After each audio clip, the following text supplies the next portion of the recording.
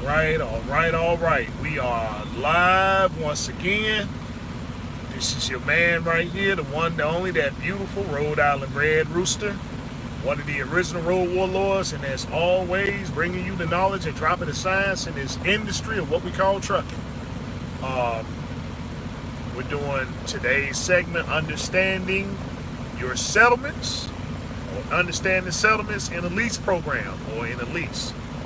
Because there is a great big misconception where people are talking about that they're making large sums of money, being in a lease program and stuff, and that's just not the case. We're going to get an understanding, and I'll give you a play-by-play on what you need to do when you're in a lease program, right? So you can move to the next step. It's not something that you need to stay in and be in permanently. Get what you need to get, move on to the next step. So as you guys come in, give me a sound check, let me know everything and stuff is good, and we'll go ahead and break into the science of today.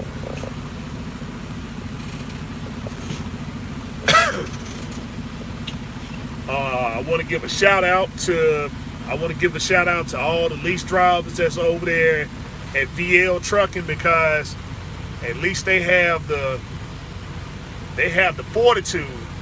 All right, Mr. Eastwood, appreciate it. They have the fortitude and stuff to come out and tell the truth and stuff about the situation, so we can break down these sciences and stuff and let everybody else know and stuff, exactly what's going on. All right, G Logistics, what's going on with you? Sword and Valley, appreciate it. Light Bright, all right. So we seen the situation with the brother Party Hard yesterday, right? Where he made a settlement for $36, I believe. And so now the thing about VL and stuff, right? The thing about VL is that they're one of the lease programs. They're one of the lease programs and stuff that you have to pay the least amount of money to. Everybody else and stuff, man, you're paying almost double and triple inside their programs and stuff. With them, $400. Well, you got a $500 a week truck note. You got $150 occupational hazard. That's the only two things that are coming out. Everything else is optional. So we seen where the brother was grossing 64. He grossed 64 in revenue off the loads and stuff he found, and then after everything was after they got their cut and stuff, it took them down to 51. Both of the trips and stuff combined came up to 2,400 miles, and everything came up to 2,400 miles and stuff. He had about $1,400 in fuel. He took an advance and stuff, and then there's some things he's paying for. So when we looked at the brother's settlement, right, we seen that he's paying for two trucks and stuff. He has his lease truck, and then he has that rental truck that he's paying for. So one of those deductions, you can go ahead, you can take that off and stuff, that $499 for that truck rental. So you add that in, right? Then he got 12 payments, so where he has to pay $777, he has to pay that. Then it's a 10% convenience fee and stuff, which takes that up to about $800. Then he took a cash advance for $750, and they charged another 10% on that. So if you eliminate everything that he has to pay, and he was in a normal condition, then he would be taking home about $2,100 a week. He'd be taking home $2,100 a week and stuff, right? So those were two loads. They came up to 2,400 miles, right? They came up to 2,400 miles and stuff. So those loads and stuff was averaging about $2, a little over $2 and stuff a mile, right? So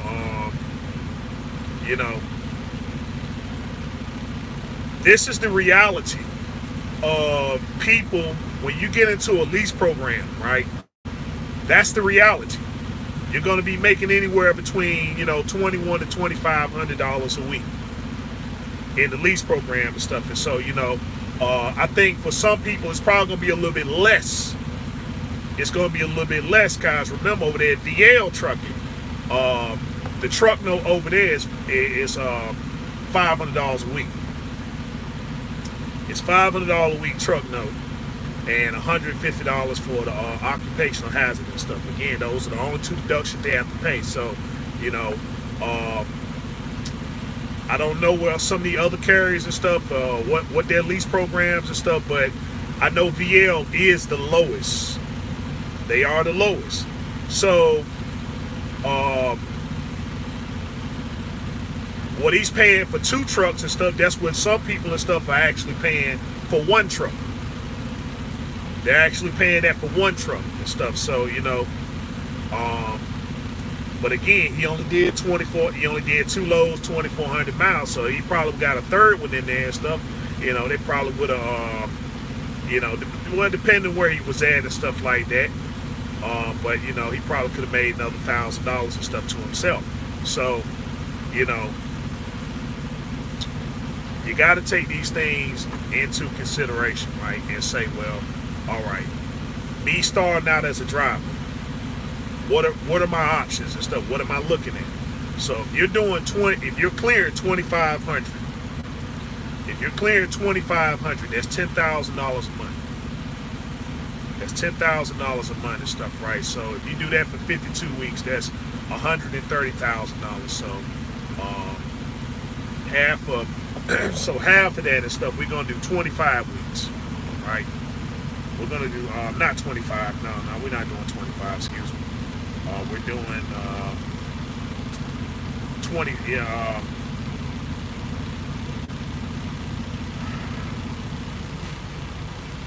Okay, we're doing 26 weeks, right? So we're doing 26 weeks of 2,500 a week, right? Average 2,500. We're doing that stuff, and we're gonna multiply that by 26. We're gonna multiply that by 26 weeks and stuff. They'll put you,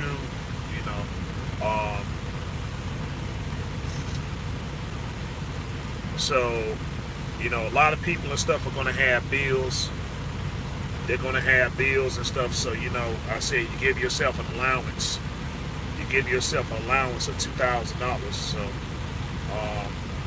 2,000 times 6, that's $12,000, right? So we multiply that.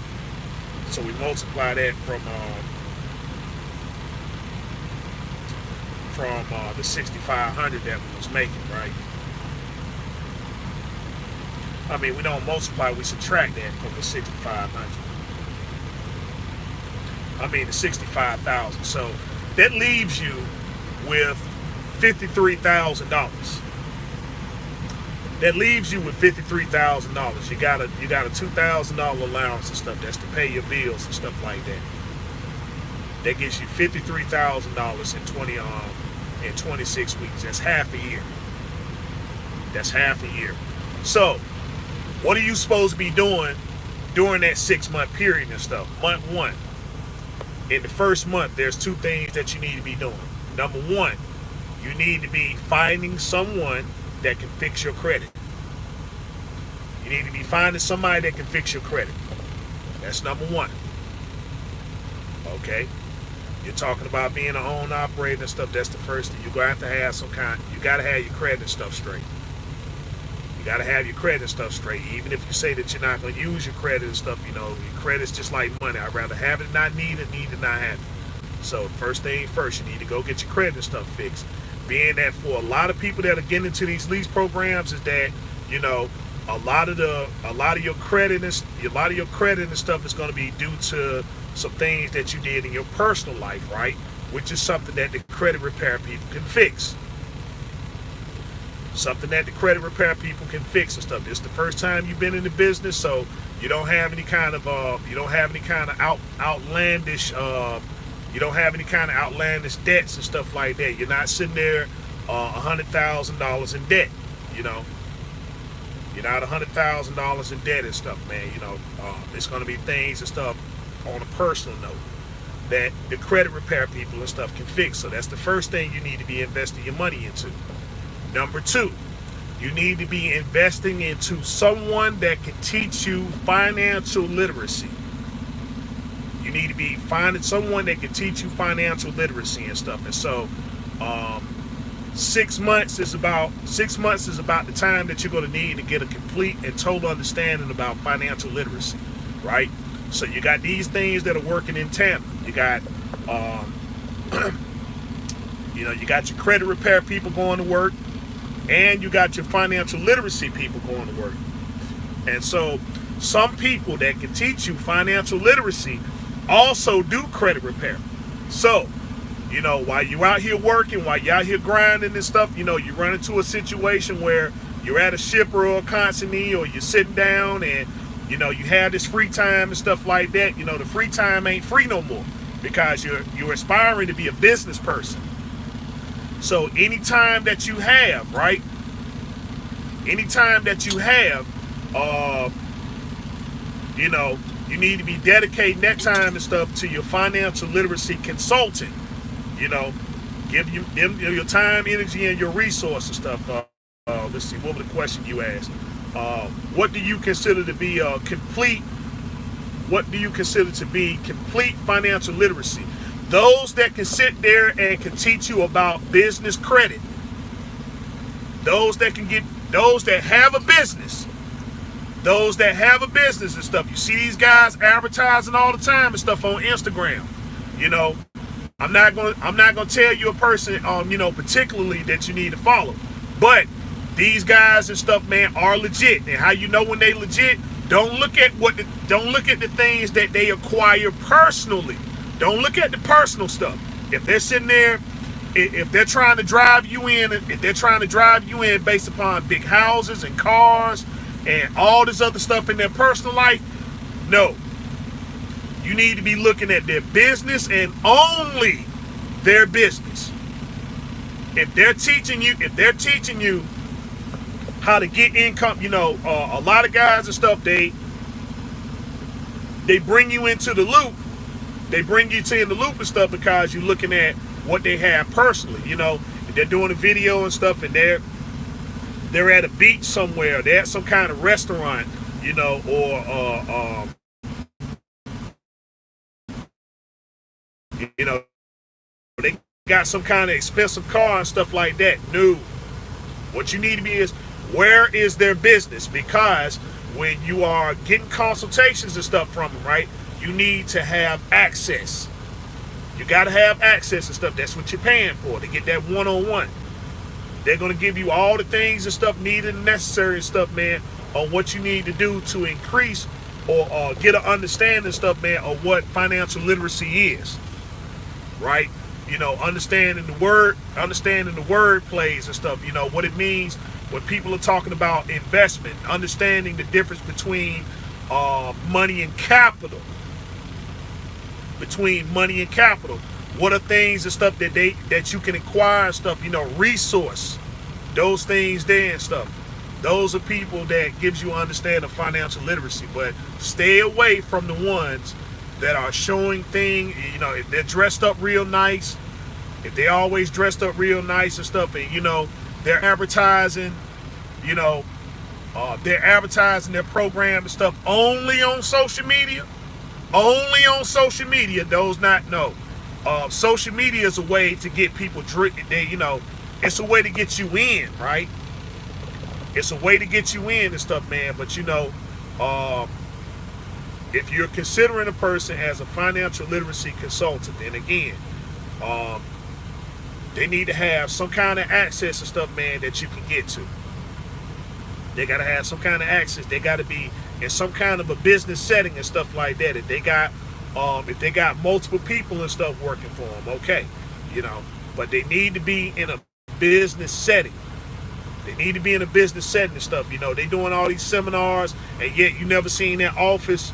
You never seen their office building or none of that stuff there, because because that's where they need to be at. When they're doing these consultations and stuff like that, they need to have somewhere where they got access and stuff, man, to a computer, because, all of this stuff to teach you the literacy and stuff like that. It's pretty much a classroom setting. They can't be doing that at the house and everything, or in that car and all that other stuff. Cause see, people sit there and stuff, and then you invest in this money, and then all of a sudden they doing all this traveling and all this other nonsense, right? But then where are they holding these courses at? Oh, well, it's a bunch of people that got to come in all together. It's a bunch of people that got to come in all together and stuff. That's not financial literacy and consulting, cause you're not gonna learn that way. You're paying your money to get that one-on-one. Every now and again you may have to come into a classroom setting and stuff, man. But for the most part, you sitting there and you sitting there and stuff. If they're giving you any kind of information and stuff like that, it's usually one-on-one consultation. So what I'm saying, they're going to be giving you, literature. They're going to be literature. They're going to be giving you information and stuff, man, that you need to be, familiarizing yourself with anytime you got downtime and stuff. You be dedicating at least 4 hours a day. You need to be dedicating at least 4 hours a day and stuff to understanding what financial literacy is and stuff. And investment, getting familiar with, get familiar and stuff with your credit, how it works and stuff, what you need to improve, those sort of things there.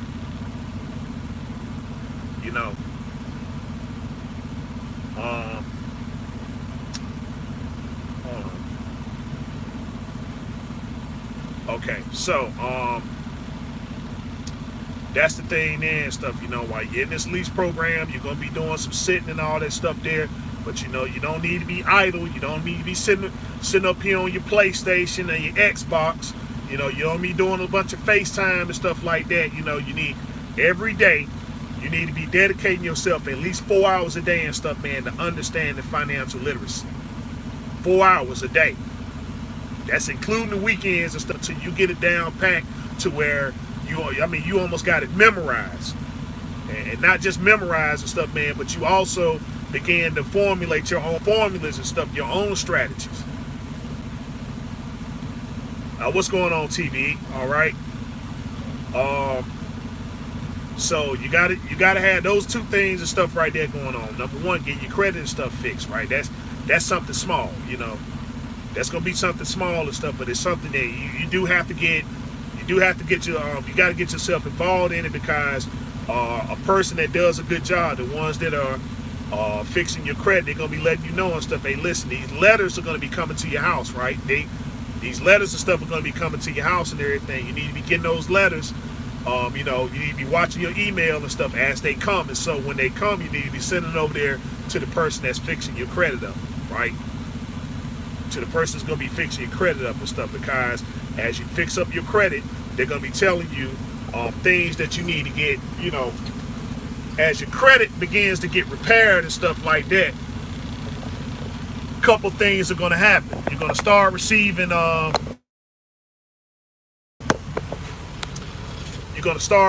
like credit cards and stuff through the mail. You're going to start receiving credit cards and stuff through the mail. Remember, you're working and you're working and you're putting away $2,500.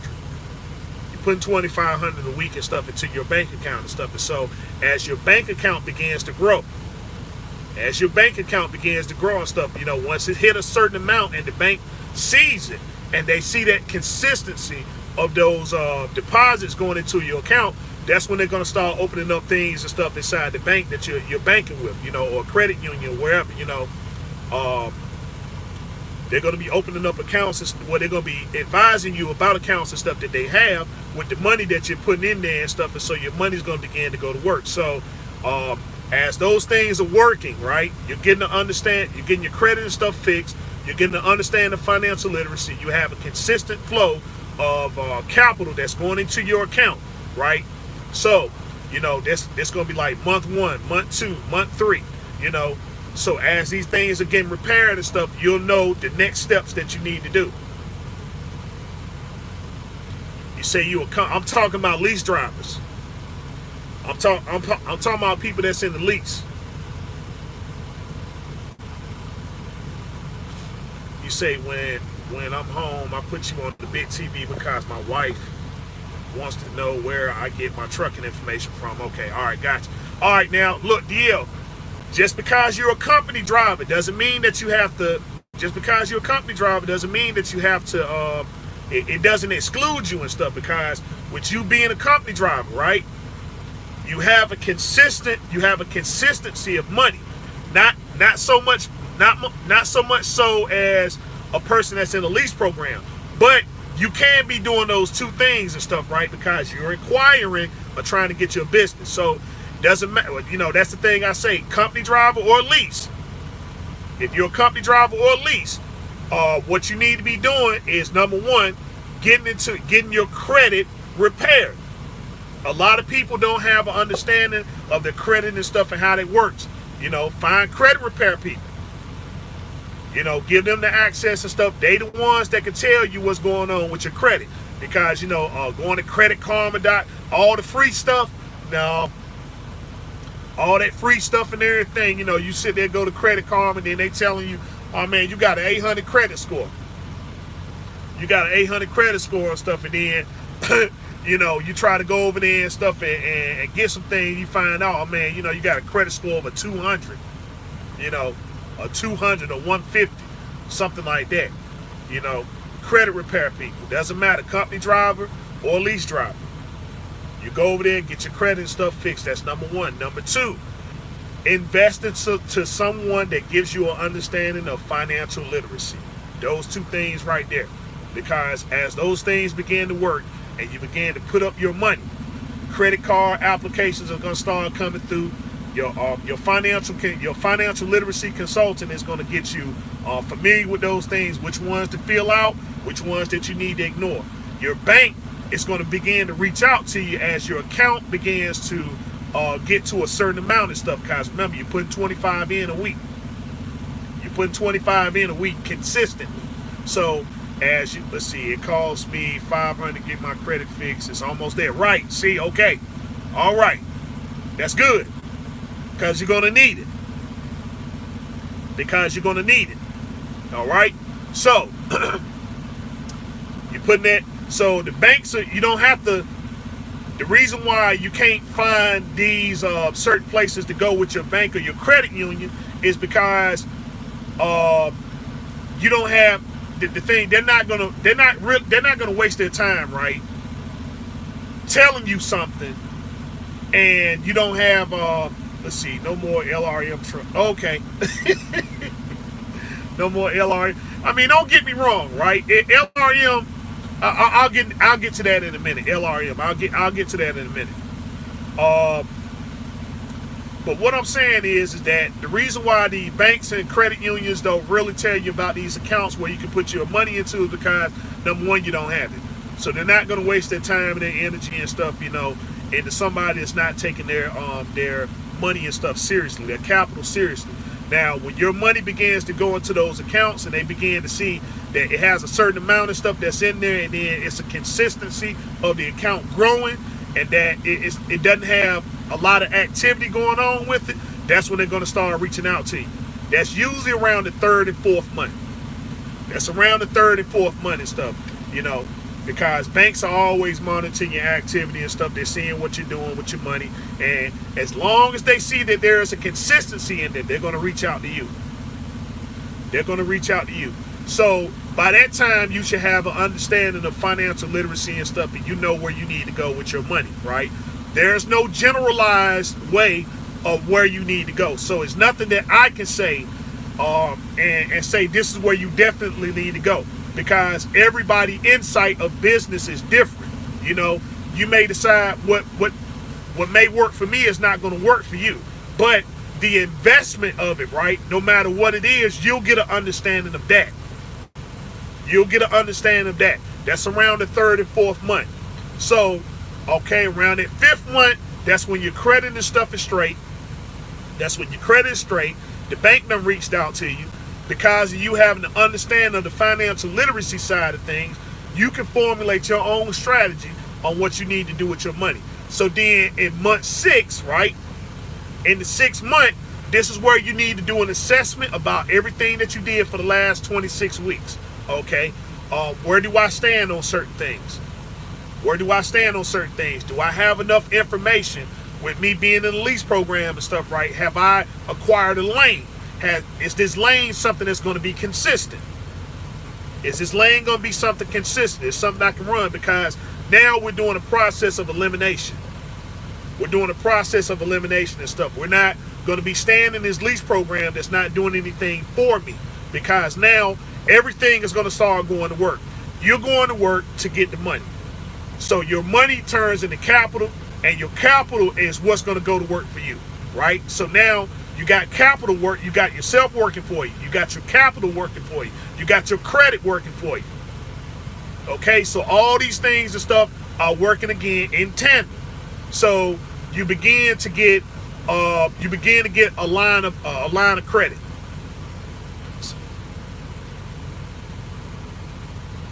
Let's see, I got and a Capital One credit card that helped me. Okay, all right, yeah. So, when you get these certain credit cards and stuff like that, being that you're in business, right? You're going to begin to have conversations about the business side of things, and so that's where your line of credit and stuff. That's where your line of credit is going to That's where it's going to come. That's where it's going to come into play and stuff, right? So you got your capital that's going to work. That got your credit up. So now your credit done went from, they're extending maybe $3,000 to maybe $20,000 line of credit, or you may get extended. You may get it extended more and stuff, depending on how well you're doing stuff with your financial literacy. Okay, so in 6 months, now that you got this line of credit, you got to understand the work and how to make money. You got a consistency and stuff in that. You got a line of credit. So now that you got all these things and stuff going to work for you and stuff, now you can start talking about what kind of truck am I going to get. You don't have to worry about, and if you get a truck, whether it's a good truck or a bad truck, you got everything that you need, necessary and stuff to float your business. You got everything needed and necessary to float your business. Let's see, as a company driver, I live like an own operator. I put $200 in my account, like a maintenance account, $300 a week, and another like a truck payment, train. Yeah, okay, because it was something very interesting. I seen this this statement, right?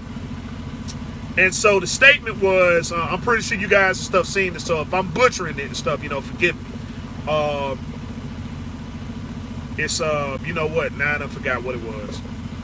My mind just went totally blank and stuff, man. I'll think of what it is, but that was a very profound thing and stuff that was posted up. So anyway, so that's where you stand in your 6 months, right? That's where you stand in your 6 months and stuff. So you see, you don't need to be taking a lot of time. You don't need to be taking a lot of time off and stuff, because it's not, that's not something that you need to do, right? Remember, you're dedicating, you're sacrificing. So whoever you're talking to, whether it's yourself or you have a family, if it's girlfriend or wife or boyfriend or whoever, right? You let them know, okay, this is what the 6 month plan is. This is what's going to be the year plan. And then from there and stuff, you'll know where you need to go. You'll know what you need to do and stuff. And so if you reach your goal, and stuff, okay, reward yourself. Okay, listen, I'm going, you can take that vacation. You can take that vacation. Finally see what's going on with you. Yeah, that's when you can reward yourself and stuff and say, okay, yeah, hey, listen, let's go take that vacation and stuff, right? Because again, you're building your business, and so when you're building it, that's when you're going to be on the grind the most, because they say, man, trying to make your first 100,000, that's going to be the hard. Once you get that 100,000, then everything else becomes more easier for you. But trying to get that first 100,000 and stuff, right? That's what's going to be the challenge. That's what's going to be the challenge and stuff. And so again, you know, what you're up against is trying to get an understanding of your credit, understanding financial literacy, understanding that, you know, you're an own operator, trying to understand the lanes and stuff, right? What lanes can I run so I can get a consistency of money coming in, right? Understanding your truck, understanding your trailer, you know, the components and stuff on it, the lingo, the talk, you know, what mechanics and stuff I need to talk to, what ones I don't need to talk to. You're learning all these things and stuff. And so they can become overwhelming at times. They can become overwhelming at times, but, you know, any business person will tell you. That's why a lot of business people are cold and calculated, you know. That's why they're cold and calculated. That's why they don't let you, you know, they don't let you go over there and just waste their time.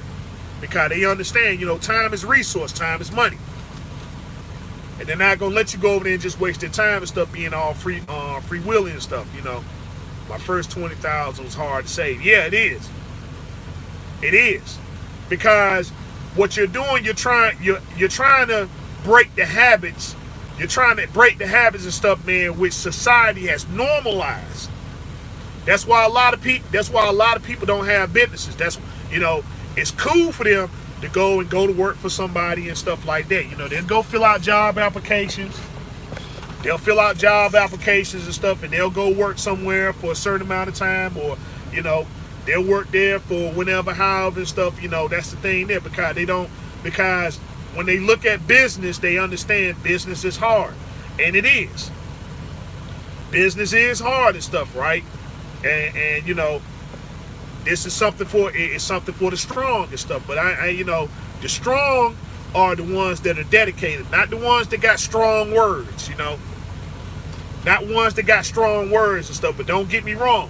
When you aspire to be, when you are the best, right? When you are the best, you got to look at the dedication that went into that. You know, a lot of people look at Floyd Mayweather. Oh, well, Floyd Mayweather is a very arrogant person. But look at this man's career. Look at all the time, energy, and resource. Floyd Mayweather is the best. Okay, he's the best. So when you're the best and stuff, man, you know, hey, that comes with the territory. But look at the time, energy, and dedication. You know, other people, they're able to go to clubs. They're able to go to clubs and stuff like that. He can't do that. You know, you can eat whatever kind of food and stuff like that. You hungry, you can go to McDonald's and Burger King. He can't do that. You know, you can stop whenever you want to and stuff. He can't do that. You know, shout out to the athletes and stuff like that. I mean, you know, these athletes are, well, they have a sense of arrogance and stuff, but to be the best in the world, you got to have that. You got to have that, because you got the same option too and stuff to say, well, you know what, I'm aspiring to be the best, and so to be the best, you're gonna have to sacrifice. You can't know, you know what's normalized and stuff in society and stuff. You can't do that.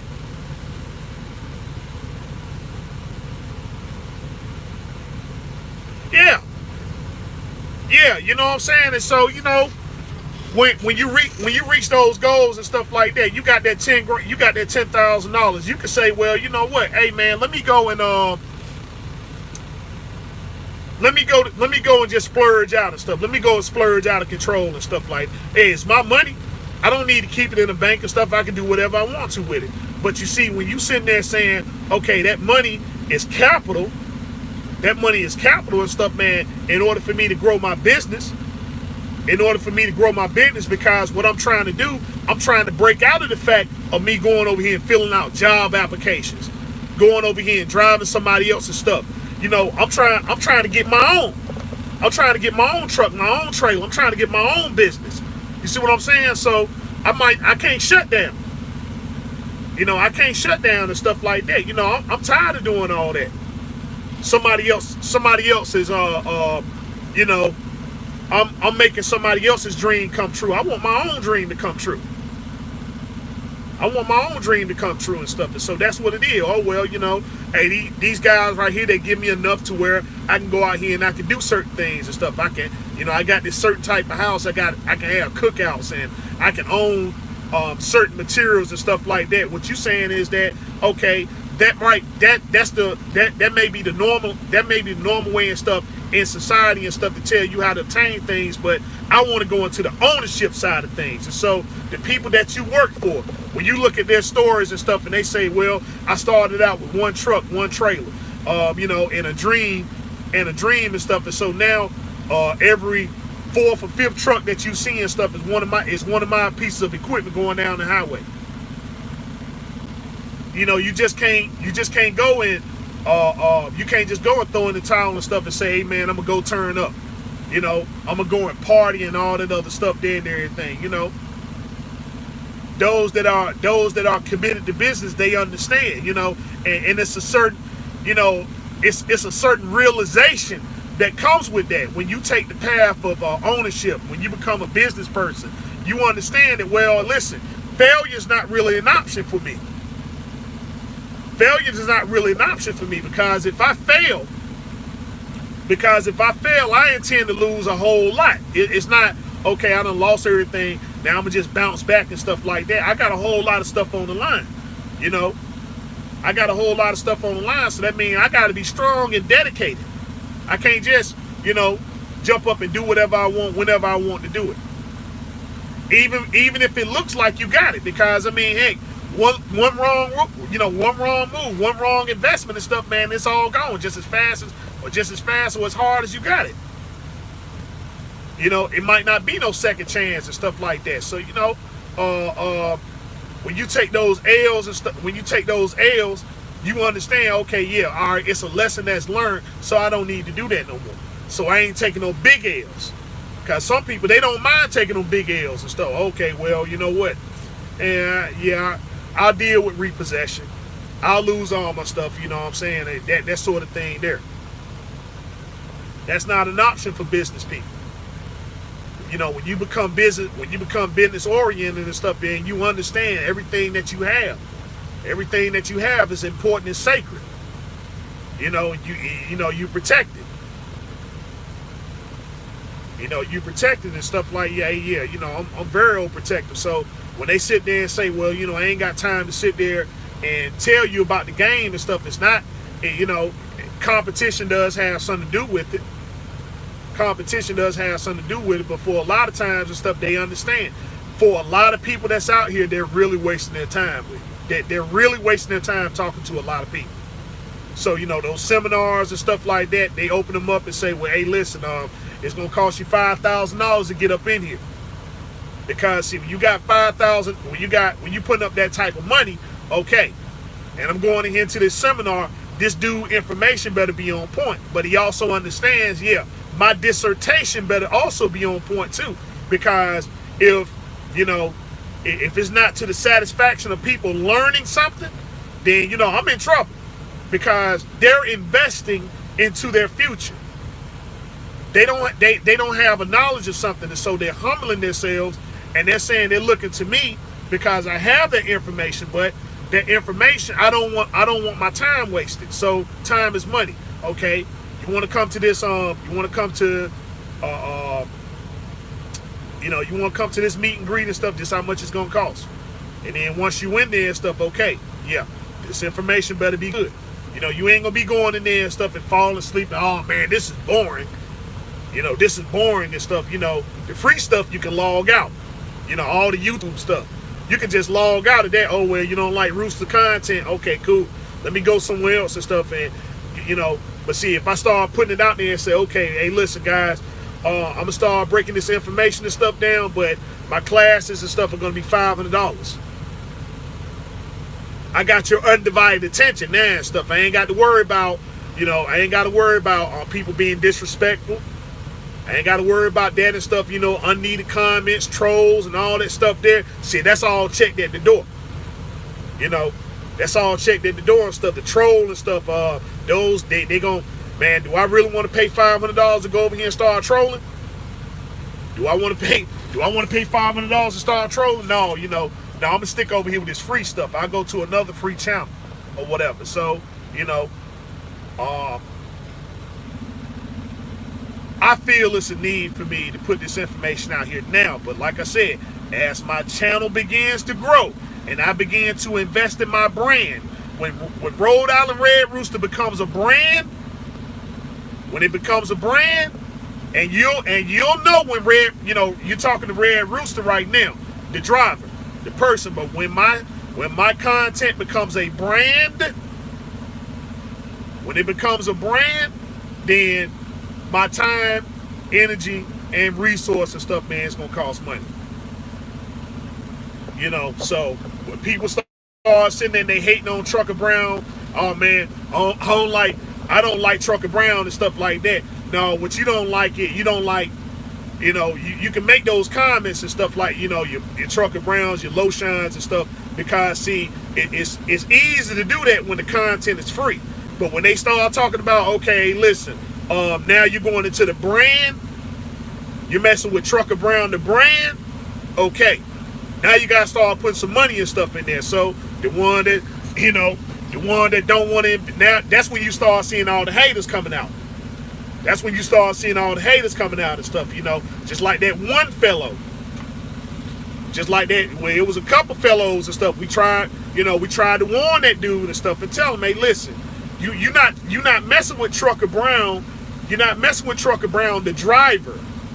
You're messing with Trucker Brown, the brand. You're messing with his brand. And when you mess with the brand, it ain't it ain't no online beef. It ain't online beefs no more. It ain't no online beefs no more and stuff. He got people working for him. He got people working for him and stuff to keep those trolls and stuff in check. Look, that dude over there, Lil Dog and stuff started. That's what I refer to. Hey, look, you got a problem with truck. Hey, you need to check out what happened to Lil Dog. Okay, because Trucker Brown became a brand. They started messing with that brand and stuff. Hey, it ain't no online beef no more and stuff. It ain't no, hey, listen, okay, I'm sorry, I'll stop what I'm doing and all that stuff there. When you start getting them certified letters talking about, man, hey, you got to go to court. You got to go to court. Then you understand, okay, it ain't no game no more. It ain't no game no more and stuff. When you got to go get you a lawyer because now you facing judgments. You facing judgments and stuff like that. So whatever it is, what kind of ownership and stuff you talking about, them judgments and stuff, hey, you ain't got to pay those judgments. If you lose the judgment and stuff, like, you ain't going to jail, but just remember, you're gonna have to start living your life a little bit differently. You ain't going to, a lot of people want to go up here and they want to get a house. If you ain't got, you want to go get a house or something like that, you want to go get some ownership. If you ain't got all the money and you talking about, okay, I'm gonna use my credit, first thing gonna come up is that judgment. That's the first thing coming up. The bank ain't messing with it, because with those judgments, if you put enough pressure and stuff, they can say, well, yeah, all right, he ain't gonna pay his judgment. What kind of things and stuff he own? So we'll take the stuff he own. You got a car or something? Okay, we'll take it and sell it. We'll take it and sell it and stuff, and they'll go against your judgment. If enough pressure is put up there, so if a bank or financial institution talking about, they see that judgment, man, ain't no, dude, no, we can't do nothing, because the pressure and stuff is on you. And they see, well, he got this truck over here he financed. Well, let's go get that truck. Depending on what state you stay in, depending on what state you live in, excuse me. That's why a lot of people and stuff, when they lose those judgments, they move to Florida. Shout out O.J. Simpson. That's why when they lose them judgments, that's why they go living in certain states and stuff. Like, dude, what are you doing staying in Ohio? What you doing staying in Ohio? Ain't nothing over here in Ohio. Ain't nothing in Missouri. When you talk to your your financial people and stuff, they telling you, hey, listen, if you want to keep that money and stuff, man, if you don't want them folk coming up there, you don't want the sheriff department coming up there and getting all your stuff, you might need to go over here, move over here to this state and to this county. That's what folk do. You know, Ron Goldman still trying to get that money, but you know, OJ done did time. OJ done did time and stuff like that. Done got out. He down there in Florida and stuff again. Down on the golf course every day on Twitter. Like he ain't did nothing. Jive turkey. But yeah, you know, yeah, that's what it is, man. I mean, he didn't get the memo. He didn't get the memo and stuff, and so some guys started doxing him. They started doxing him. They started paying they paid a visit to that man's job. You know, they paid a visit to that man's job and stuff, man. All of a sudden, them videos stopped. Those videos stopped. Tried to tell him, man, hey, dude, hey, you going against a brand now and stuff. It ain't no red. You ain't going up against Red Rooster. You ain't going up against a person, you know, them YouTube beefs and stuff like that, dude. Hey, you going up against a brand. And he kept going over there and stuff, and they let him know real quick. Okay, dude. Yeah, you done got enough subscribers and stuff like that, and they shut it down. Okay, this where this guy work at. This where this guy work at. You know, he wanted to go over here. Here's the secret shop over here. Somebody went over. This where the dude. This where he live over here. This where he live over here. If anybody want to pay him a visit, this where he live. This where his wife work at. This where his kids go to school. He found out and stuff the hard way. He found out the hard way and stuff when he went up against that brand. You know, it ain't fun and games no more. We tried to tell him, hey, dude, hey, you know, they gaslighting you and all that stuff there and everything, and you know, you done did this, that, or whatever, said you did time in prison and all that other stuff there. Okay, dude, you know. But he ain't learned that. Okay, yeah, I'm gonna step up to something bigger and better.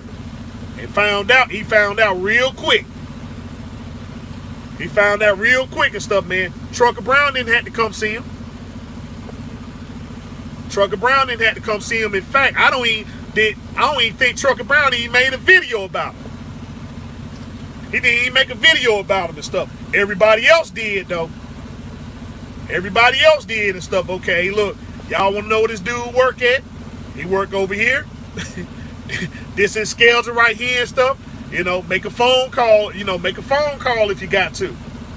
You know, they started making them phone calls and everything and stuff. Hey, you know, hey, dude, hey, the block hot. We got to send you out the door. And you got that type of pressure following you. You got that type of pressure following you everywhere you go. You know. And see, that's the thing there. When you become a brand, you know, it's a lot different. It's a lot different. You know. Now you got armies of people. You know what I'm saying? Try to let them know that, hey, dude, listen, he got, you know, when Lil Dog was messing with him and stuff, every other day somebody was putting up a video saying, hey, there he is right there. He in the truck. He in the truck stop right there and stuff, in the truck sleep. Every day it was a new video and stuff of somebody saying, there go Lil Dog in his truck, sleep. What's up? You know, man he got 60,000 subscribers. What you think gonna happen? Hey man, somebody out here talking real greasy about you and stuff, man. You know, okay, all right.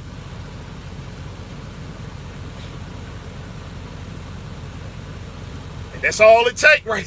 And that's all it took. Every other day, somebody was making up a video. So there he is right there. There he is right there. Now, if I wanted to get him, I can get him. If I wanted to get him, I can get him. 1 or 2 o'clock in the morning and stuff like that. You over there sleep in the truck, and then next thing you waking up in the morning. You know, that sabotage and stuff done happen. Because, like I said, you know, when that happened to Trucker Brown, he said sabotage. Everybody knew where to look, and now all the pressure and stuff on him. All the pressure on him and stuff. You know, him, Ike Stevens. That's why they had to chill on out. That's why they had to chill on out and stuff. Like, man, dude, look, hey, you don't like the guy and stuff, I understand, but see, you know, they not people no more and stuff. They a brand. They a brand and stuff. And so, see, a brand, that takes work. You just don't wake up in the morning, okay, I'm a brand. No, you dedicate time, energy, and resource. You getting some people and stuff together.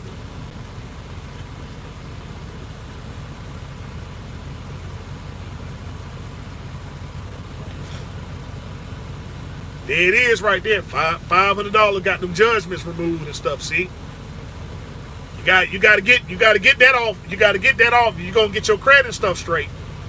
You got to get them judgments off there and stuff. Kind they looking. Okay, what states you live in? And they understand some of them judgment laws and stuff. Like, dude, if I give you a truck, and stuff, man. You know, you got anything that got your name on it, even if it got a lien, they can take it. They can take, oh, you got that truck, it ain't paid for and stuff. I don't care. That's your truck. All right, I got me a truck out of the deal. What's up? They done took it, now it's sitting over there in impound and stuff. Hey, man, listen, you got to pay that judgment if you want that truck back. Indiana. I know Indiana is like that. Indiana is one state you don't want. Indiana is one state you don't want no judgment in. You know, they got some real funny judgment laws.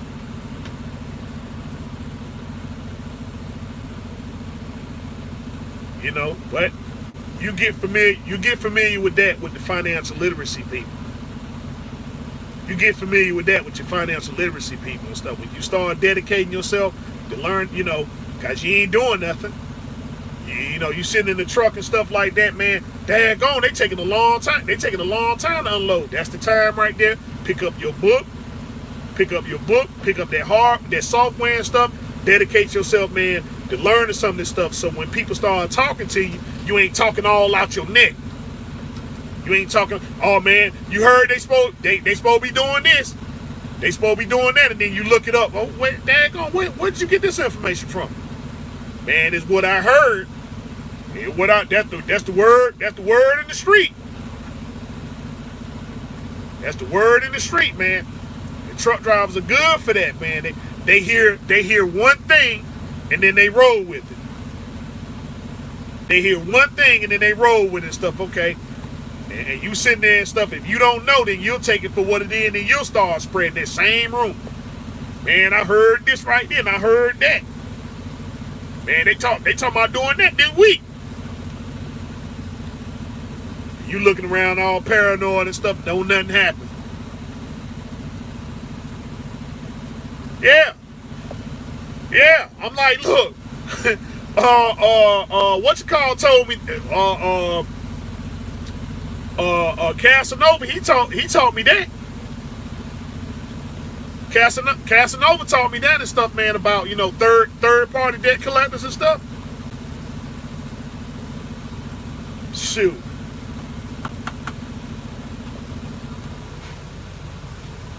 Yeah, he schooled me on that game a long time ago. I'm like, man, what?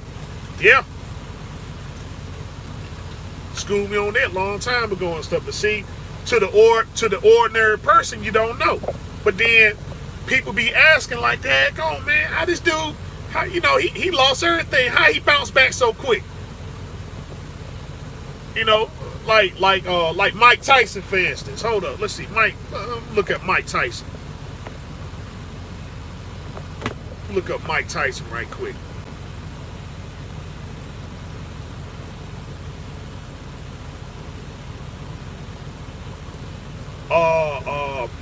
What's that guy that played off Miami Vice and stuff? God, what's his name? I'll look his name up in a minute. Hold on.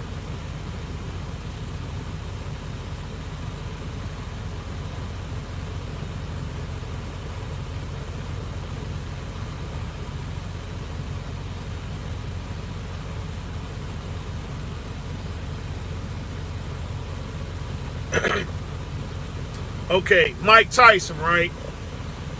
Okay, Mike Tyson, his net worth, Mike Tyson net worth is $3 million. Mike Tyson net worth is $3 million, and so people saying like, "Well, daggone, this dude was heavyweight champion and stuff like that." You know, he's supposed to have more money than that and stuff, man. See, you know, Mike Tyson was, I think he did owe the IRS and stuff, man, a couple hundred million. In fact, I think he owed them 100 million. Yeah, right there around 100 million.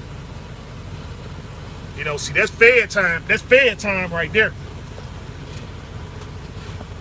That's fair time right there and stuff. But you know, he got a net worth.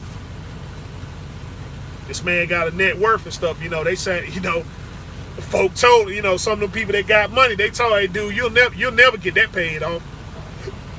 You'll never get that paid off and stuff." So they told him what to do. They told him what to do and stuff. They got all the stuff. They got all the stuff situated now. You know, he in a positive balance. What's that rapper? A lot of these rappers and stuff are like, you know, Exhibit.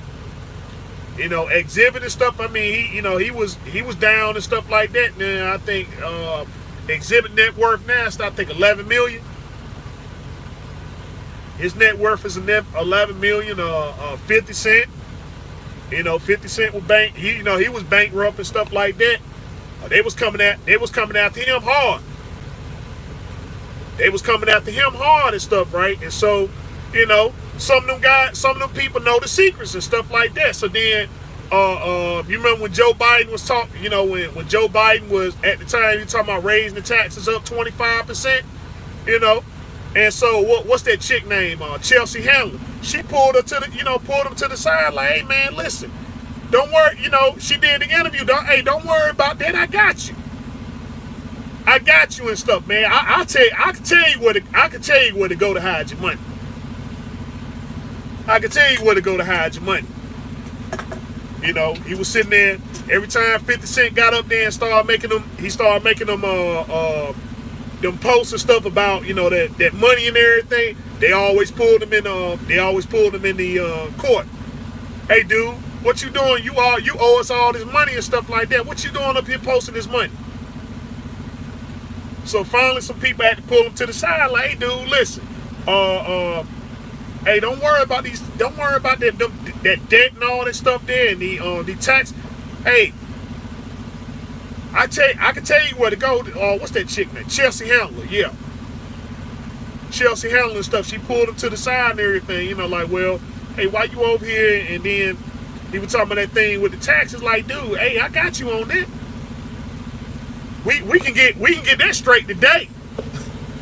We can get that straight today. That's what you worried about. But you know, they don't live in New York either. They don't live in New York either. They might sublet, but that's about as far as it's gonna go. You know.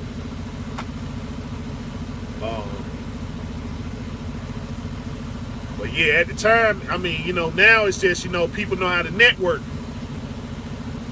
They know how to network and stuff. They know how to get, you know, they sit there, they get in trouble with certain things and stuff, and then they out of it almost as fast as they got in it. Because, you know, they understand, okay, listen, I got to get over here and invest this money. I got all this money and stuff, but then, you know, it's a couple other things and stuff I'm facing. You're buying stuff, but then you don't know how to turn these things and stuff into assets. I'm gonna go over here and you know, we look at the entertainers and stuff, and we entertain, but when they start talking about the business, When they start talking about the business side of stuff, now all of a sudden everybody just, I ain't interested in that. I ain't interested in that. Hey, look, the next time you post that Bugatti and everything, I'll set some likes on that. But then when they teach you how to get that Bugatti, oh man, this dude tripping, man. This dude tripping. Man, he tripping, man. I ain't got time to be listening to this dude. This dude talking this stuff like he know what he talking about. No, he talking about, he talking some real stuff, how to keep that wealth, how to keep that money. Because when they want your stuff, man, they go and snatch it on up. What's that woman name? Nina Simone. Did nobody know about what was going on with Nina Simone and stuff, right? And the granddaughter had to come out and say something.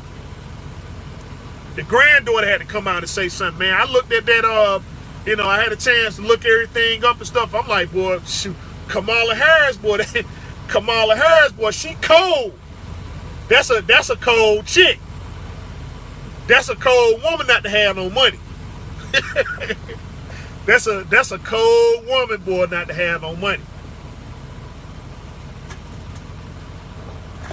Very cold, boy.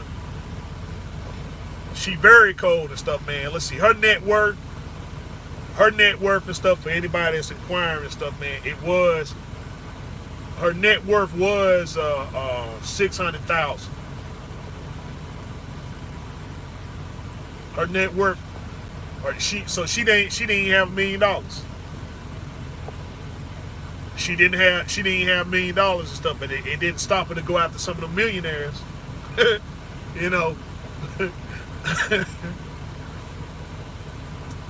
anybody that know and stuff, man, I'm like, hey, look at the business side of things and stuff, man. And so, but that's what it's about at the end of the day and stuff, man. It's about the business. It's about the business. So, hey, you talking about getting into a lease program, hey, it's gonna be tough starting now. It's gonna be tough starting now. These guys talk, oh yeah, I'm making $5,000 a week settlements. I'm making $5,000 a week settlements. How you doing it? Now, she'll be worth $100 million in the next 5 years. Yeah, okay. I mean, yeah. I mean, but the thing is with her, she ain't got no legacy. She ain't got no legacy. So it really won't even do her no good.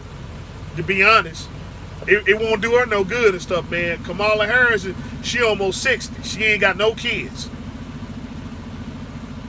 She's 60, ain't got no children. So that legacy ain't gonna, it ain't gonna even, the legacy ain't even hers. The legacy is not even hers. So who does she have to pass that on to?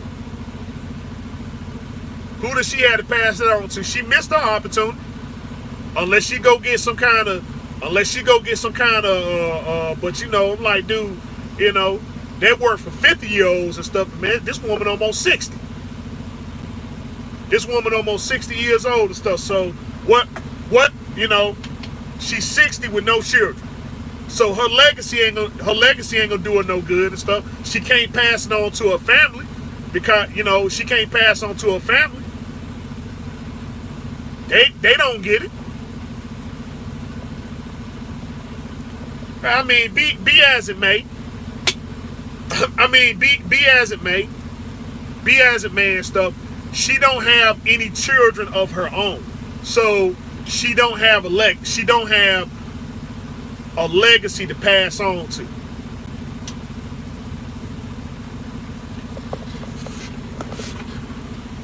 Right? Okay. Right and wrong. Cause the thing you also got to look at too is that now Kamala Harris is she's not an ugly woman. She's not an ugly woman. She's not an ugly woman. She's married. She's married, but look at the condition of marriage. Look at the condition of marriage and stuff, and did nobody sit there and say, well, you know what, hey, let's start a family. You got your head on straight. You got your head on straight and stuff, man. Let's have at least one child. Let's have at least one child, even if we ain't doing nothing but adopting. Because you qualify. Even if you ain't doing nothing but adopting the child, you can leave the legacy to that. That wasn't even an option. That wasn't even an option and stuff. So I'm saying, you gotta look at that and stuff, man, and say, okay, it's something else going on. Cause I can't think of too many women out here. I can't think of too many women out here and stuff that will pass up on the opportunity of having a child. Now we as men and stuff, we think a certain way and stuff, but there are some exceptions, right? Oprah Winfrey, Oprah. There are some exceptions, but they're very few. They're very few. They're very few. Condoleezza Rice.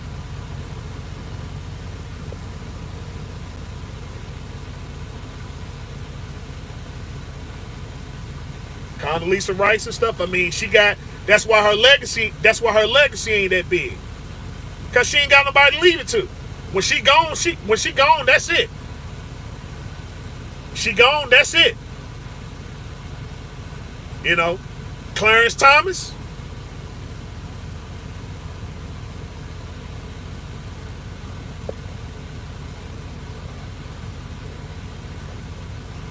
He ain't got no legacy. He ain't got no legacy. When he check out of here, he gone. That's it. He check out of here, he gone.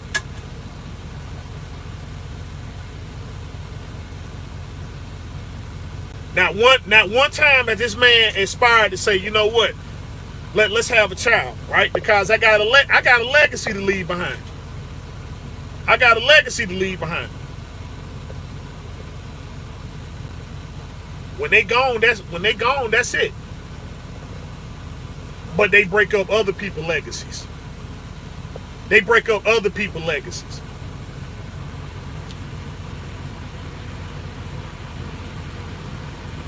They break up other people's legacies. It ain't sad. It ain't sad. It's pathetic, is what it is. It's pathetic. It's pathetic. Every person leaves a legacy. Every person leaves a legacy. Any person of any kind of business mindedness and stuff always leave a legacy. They always leave a legacy. Any person of substance leaves a legacy. And that legacy is something that's passed down from generation to generation. Nobody sits there and come and say, okay, that's it, I'm done. Even if they can't have children, they say they go out and adopt the child. They go out there and adopt the child and stuff and say, okay, you're the next generational wealth. You're the next generational wealth builder. You carry on the legacy. You carry that on. But when they don't do that, that's when you know something. That's when you know something's wrong. That's when you know something wrong. You done went out here all your life and you worked hard for what? Just to say, okay, I worked all my life and I accumulated this great legacy, and that's it. And once I leave, it's squandered to the four winds.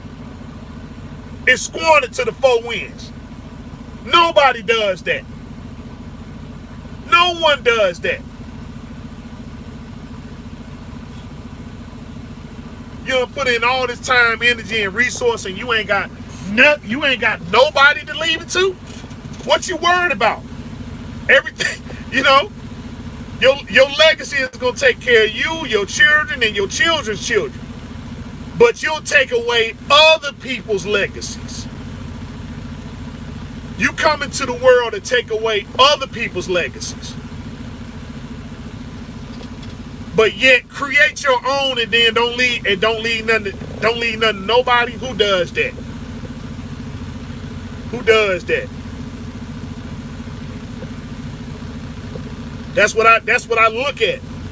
That's what I look at and stuff, man. Some of the people I do business with. Some of the people I do business with and stuff, man. I'm like, hey, you know, okay, you're creating this legacy. All right, what kind of legacy are you creating?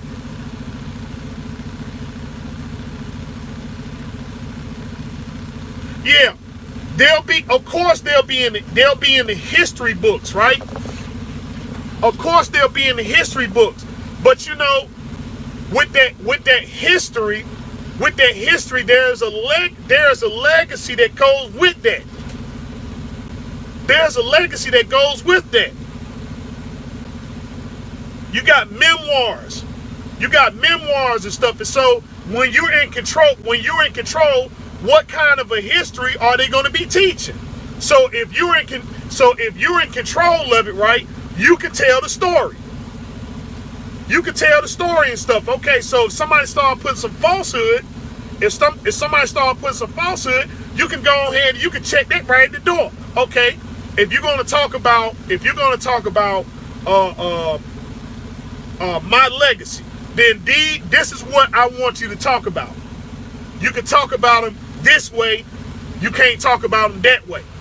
Because when you begin to slander them and stuff like that, and you begin to distort history, when you distort that history and start putting in there things that this person didn't participate in, or that's what they, but see, when you don't have anybody that's in control of it and stuff, then anybody can get up here and they can say anything. So yeah, you'll be in the history book, but you won't be remembered for the thing and stuff that you done. If somebody say, well, if they don't take a liking to you, they'll associate you with things and stuff that you ain't associated with. Heck, look at Tupac. Look at Tupac.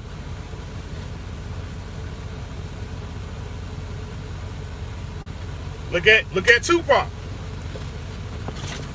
The family doesn't control his legacy anymore. So what did they can associate him with anything and stuff. You know, oh well, hey,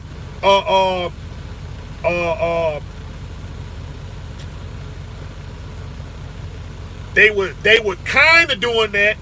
They were kind of doing that with Martin Luther King. They were kind of doing that with Martin Luther King. Well, you know, the family always had control, but then the family sold some of the legacy over there to Budweiser. You remember back in the day, them Budweiser frogs and stuff. Budweiser.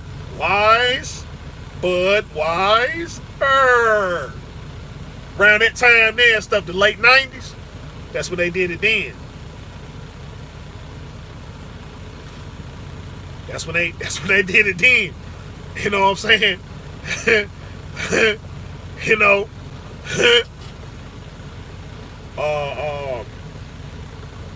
And then it's some people stuff that they don't even talk about, man. You know, great legacy builders. They don't talk about Nat King Cole. They don't talk about Nat King Cole and stuff.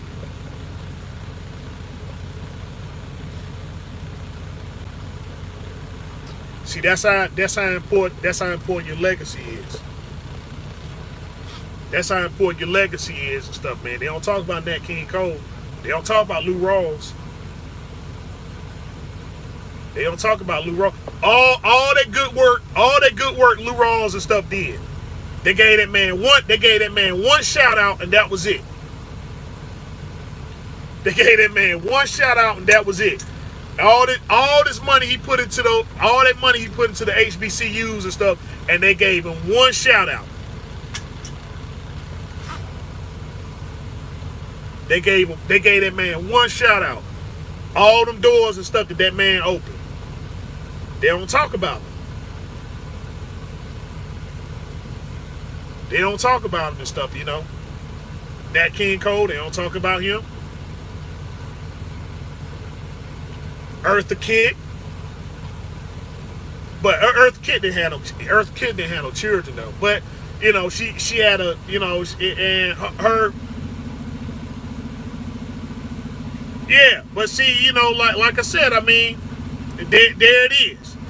It's so many examples of people that did so much good things and stuff in the world and stuff, right? And then they don't put in all this work. They don't put in all this work, all this sacrificing, you know, all the bad deals and good deals and stuff like that. And just in the end to say what? Somebody gonna come in and divide all this stuff up.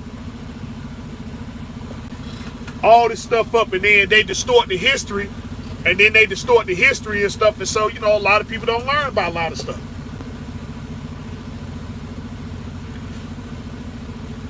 You know, we talk about trucking. We talk about trucking and stuff, and like, man,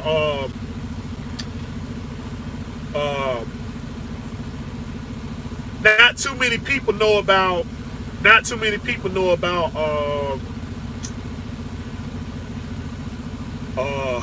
Man, see, that's how bad it is and stuff, man. I can't even think of the word. Anybody, you know, any person of old and stuff, man, would have instantly said what the word is and stuff. Me, I can't even think of the word.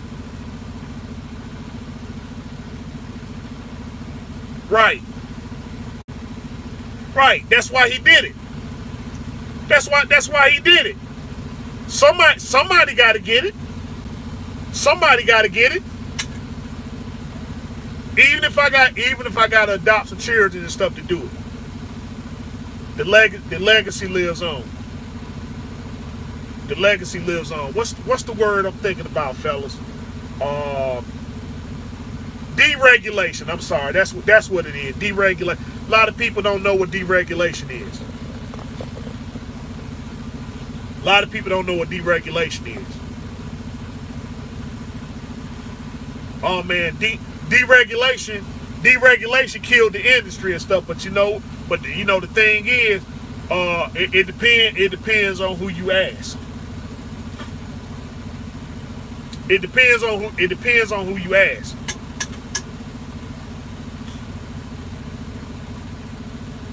Because some of these trucking when things got deregulated, that's when some of these trucking companies came into fruition. Them 1980s companies, them 1980 companies and stuff, when deregulation left, a lot of them came into fruition. Other than that, I'm like, you know, it was certain people, man. If things was like,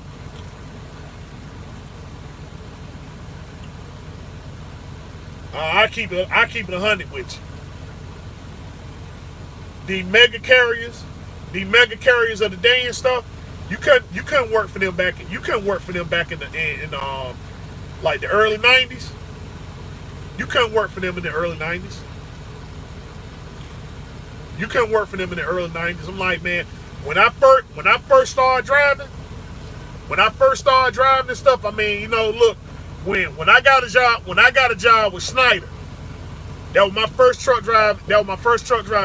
When I got hired at Snyder, and I went back to some of them old heads and stuff, they were shocked. They're like, you drive for who? Yeah, I drive for Snyder. What? For real? Some of them old heads were shocked. Them old heads were shocked. Like, man, you got a job with Snyder? Like, yeah. I went to that school and everything. Like, man, what? Yep. That's how I got my license. Them old, like I said, a lot of them old heads and stuff, man, they couldn't believe it. They couldn't believe it.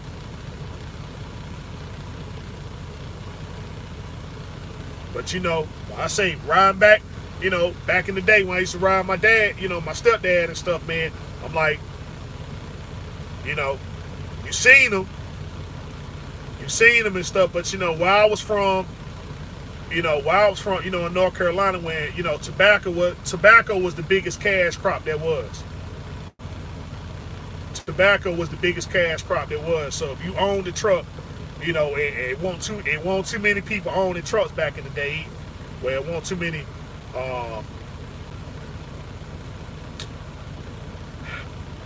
The lease programs and stuff. I kind of look at them and kind of tie them in together and stuff and say, it's a certain demographic, right? It's always a certain demographic and stuff that's connected to it. But back in the day, if you drove a truck in North Carolina, you hauled tobacco. Ain't no ifs, ands, or buts about it and stuff, man. They sitting there. And I know y'all ain't too young and stuff to remember how tobacco and stuff used to be, but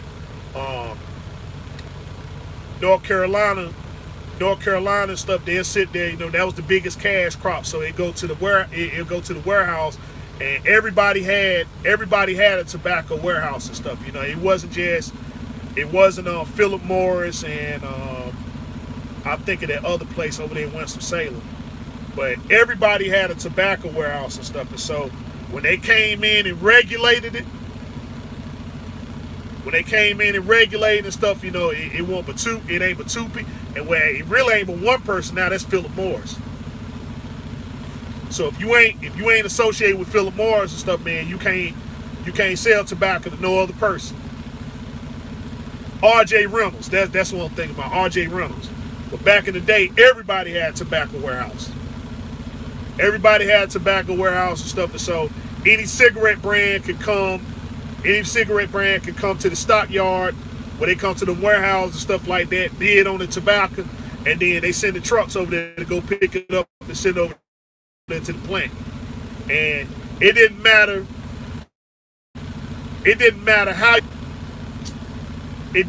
how you got the product and stuff there. They load up on a flatbed, a whole bunch of sacks. They load them sacks down and stuff, man, as high as you can get them. As high as you can get them and stuff. The only thing you have to do is strap it down and put a tarp on it. So then North Carolina regulated and stuff. North Carolina, South Carolina, they regulated and said, well, look, you can move the stuff, but only in the daytime. So I think it was after 9 o'clock and stuff, you couldn't move no tobacco on a flatbed. You couldn't move it on a flatbed and stuff, man. They pushed for pounds, and so then they went in and regulated it and said, okay, the only way you can sell tobacco now has got to be baled. You can't put them in sacks no more and stuff. It's got to be baled and stuff. And that's when the tobacco industry, that's when anybody that had a farm and stuff, that's when they lost it right then. Want no more of that, those tobacco farms and stuff, man, they just started disappearing. And so then so what they did, the farmers had money. The farmers had money and stuff, so they said, well, we'll launch a smear campaign. Y'all can't, they used to advertise used to advertise in the billboards and stuff, and then you can't do that no more. So then you were limited to the magazines, and they took it out of the magazines. And stuff, and then they regulated to where they were going to bail it, and it hurt everybody money. So they said, all right, well, we'll just get a bunch of lobbyists and stuff up there, and now we can launch a campaign against you and stuff, and you can't do nothing about it. It used to be if you said something about it used to be you said something about any kind of tobacco agency and stuff, man, they coming and they suing. They coming and they suing you. Then now you got to put it on the box. Now you got to put on the box and stuff that is linked to lung cancer. And then Canada, boy, they got Canada, boy, they like, no, you don't get those pretty little boxes and stuff, man. You buy cigarettes up there and stuff, they got a picture of a daggone lung. they got a picture of a daggone the lung, how it look and stuff when it's all decomposed and it got cancer and stuff in it. And you put that on the boxes. You can buy the cigarettes and stuff, but then that's what the box got. Somebody decomposed lung up there. Then they start taxing cigarettes and stuff to death. That's why a box, that's why a pack of cigarettes costs you $30 now. Cause they regulated it to death, but tobacco was the #1 cash crop in North Carolina. That was, man, if you had a truck, that's all you did. A lot of them own operators, all they do, they work that tobacco. They run that tobacco and stuff during the summer. Then they move everything up to Kentucky. And stuff, and then they move from Kentucky down to North Carolina and Virginia. You transport it that way and stuff, and then once the season was up, that was it. You parked your truck, and then you didn't do nothing else.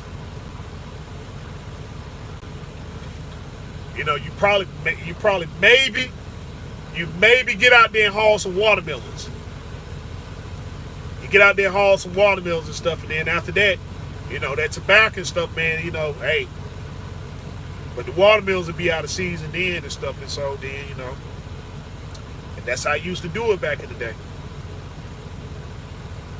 But that was the business, though, man. I mean, now, now you can't afford to shut your truck down. You can't afford to shut your truck down for a week.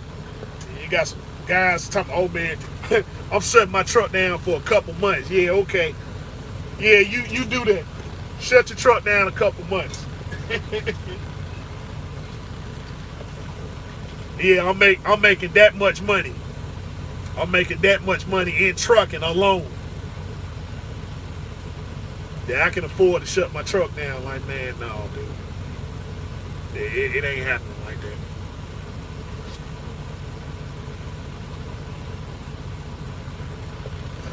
Let's see. Okay. But hey, fellas, listen. Y'all got any questions and stuff? You can go on fire up. If you got any questions and stuff like that.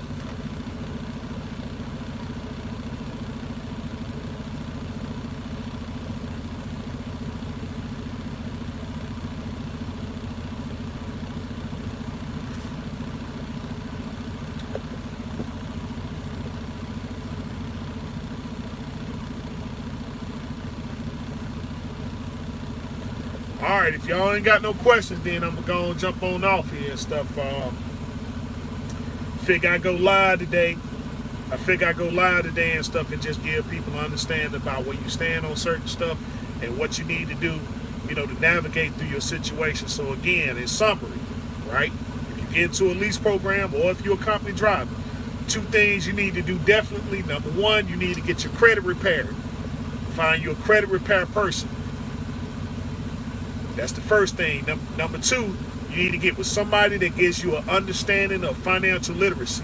You need to do those 2 things and stuff there in your first month. That's your first initial investment. Credit repair, financial literacy consultant. That's number 1. And number 2. Okay? Doesn't matter whether you're a company driver, doesn't matter whether you're in the lease. Let's see, 1999 stainless steel reefer spread out some 48. Worth looking at. Oh yeah, I see. Yeah, you know what? I'm gonna look at that video. I'm gonna look at that video and stuff, man. That 48-foot spread outs. The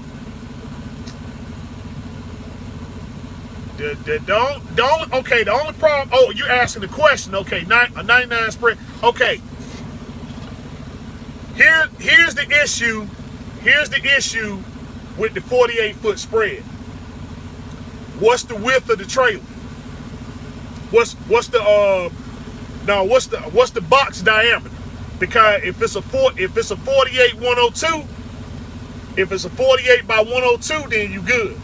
If it's a 48 by 96, you're gonna have some problems. You're gonna have some problems and stuff, man. So it's a 99. It's a 99. So you got some structural integrity issues and stuff. Check the cross members. Check the cross members and stuff like that. the reefer unit itself is not gonna be too much of a problem. It just check the cross members, check the insulation. Check the insulation on the inside and stuff, man. Make sure they ain't got no cracks and stuff like that. You know, it's insulated. Check the doors. Make sure that the doors and stuff seal up like they supposed to. And then check the diameter in the inside and make sure that it's a 102. If it's a 102, if it's a 102, he ain't gonna have that trailer very long. Somebody gonna snatch that thing up just like that right now. Somebody gonna snatch that thing up. That stainless steel and stuff. Everybody wants stainless steel trailer. Everybody. But the only thing that keep it from being sold, if it's a 96, people kind of back up off of it. Well, Mr. Turner, I just gave. I'm just telling people, you know, getting an understanding of your settlements and stuff like that, cause you know, people are still fixated on the fact that they're making $5,000. Yeah, okay, well then, there it is. There it is. Stainless steel, he wanted 8K for it. Yeah, it wouldn't have mattered then. It wouldn't have mattered for eight grand. The stainless steel, he really undersold himself. He sold it for 8 grand. He really undersold himself, man. He could have easily got 15. That stainless steel reefer unit, he could have easily got 15, and the reefer didn't even have to work. The reefer didn't even have to work. That stainless steel setup alone. That stainless steel setup alone and stuff, man. Everybody goes for that. Yeah, he sold it for 8. Yeah, he sold it for 8 grand and stuff. Yeah. I imagine they'll probably fighting over that trailer. They was fighting over that trailer. He sold, man. He didn't do himself no favors. I'm gonna say that. He really undersold it. I mean, he horribly undersold that reefer unit. But what I was saying though, Mr. Turner, in summary, is these you know, I was giving a shout out to the VL drivers and stuff, because at least they post up their settlements about where they stand. And so, you know, like with Party Hard situation, you know, he paying for 2 trucks and stuff right now. He got his lease truck, he got that rental truck, that's at $500 a piece. So if he turned that truck back in, then he got an extra $500, right? He took a $700 advance. And then it was another $700. Well, you seen the video yesterday. You seen the video yesterday. But to give it breakdown, okay, it was a $750 settlement. It was a $750 advance with $75 on top of that. So they bring you up to $824, right? So that's $824 and stuff. So then So with that $36 and stuff, you know, they put around at $9, you know, I'm gonna say $850. So he got $850 on that. That repair bill he paying for, that 12 payments and stuff, that's $799. And then it's a 10% on that and stuff. So that's another $850 and stuff right there. So that puts you at $1,700, right? Then he turns the truck in. He turns in that truck. Now he got 21. He got 21. He did 2 loads at 5. He did 2 loads and stuff with a gross of $5,100. And so after expenses and stuff like that, he looking at 21 and stuff on 2 loads and stuff that had a combined mile of 14 and 9. So I'm gonna say 2,400, right? So he got 2,400 miles. He made 51 in revenue. So he has the ability to make more and stuff, right? So I say that your average is going to be around 2,500 a week, right? So it's going to be 2,500 a week and stuff. So with that 2,500, that puts you at 10. That puts you at 10 grand, or at 26 weeks, that puts you at 65,000. So with that 65,000, we're giving yourself a $2,000 land allowance. That puts you back around 53. that put you at 53 and stuff. So you got $53,000. You got $53,000 in 26 weeks. The first month, get your credit fixed, get you a financial consultant and stuff, right? Financial literacy consultant, which gets you familiarized with your money and what you need to do while your credit is being fixed and you're building up consistent flow of income. You take that money, you put it in the bank. Now you're getting the attentions of the banks and stuff, and they tell you where you can start investing your money. And being that you got financial literacy, by understanding the courses and stuff, you'll know exactly where you want to put your money at specifically. So by understanding that in 26 weeks, you'll know where you stand. Let's see, did you fill out a W-9 form for a year for my company?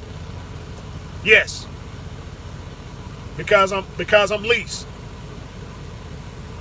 Yeah, I'm lease driver. Yeah, I'm a lease.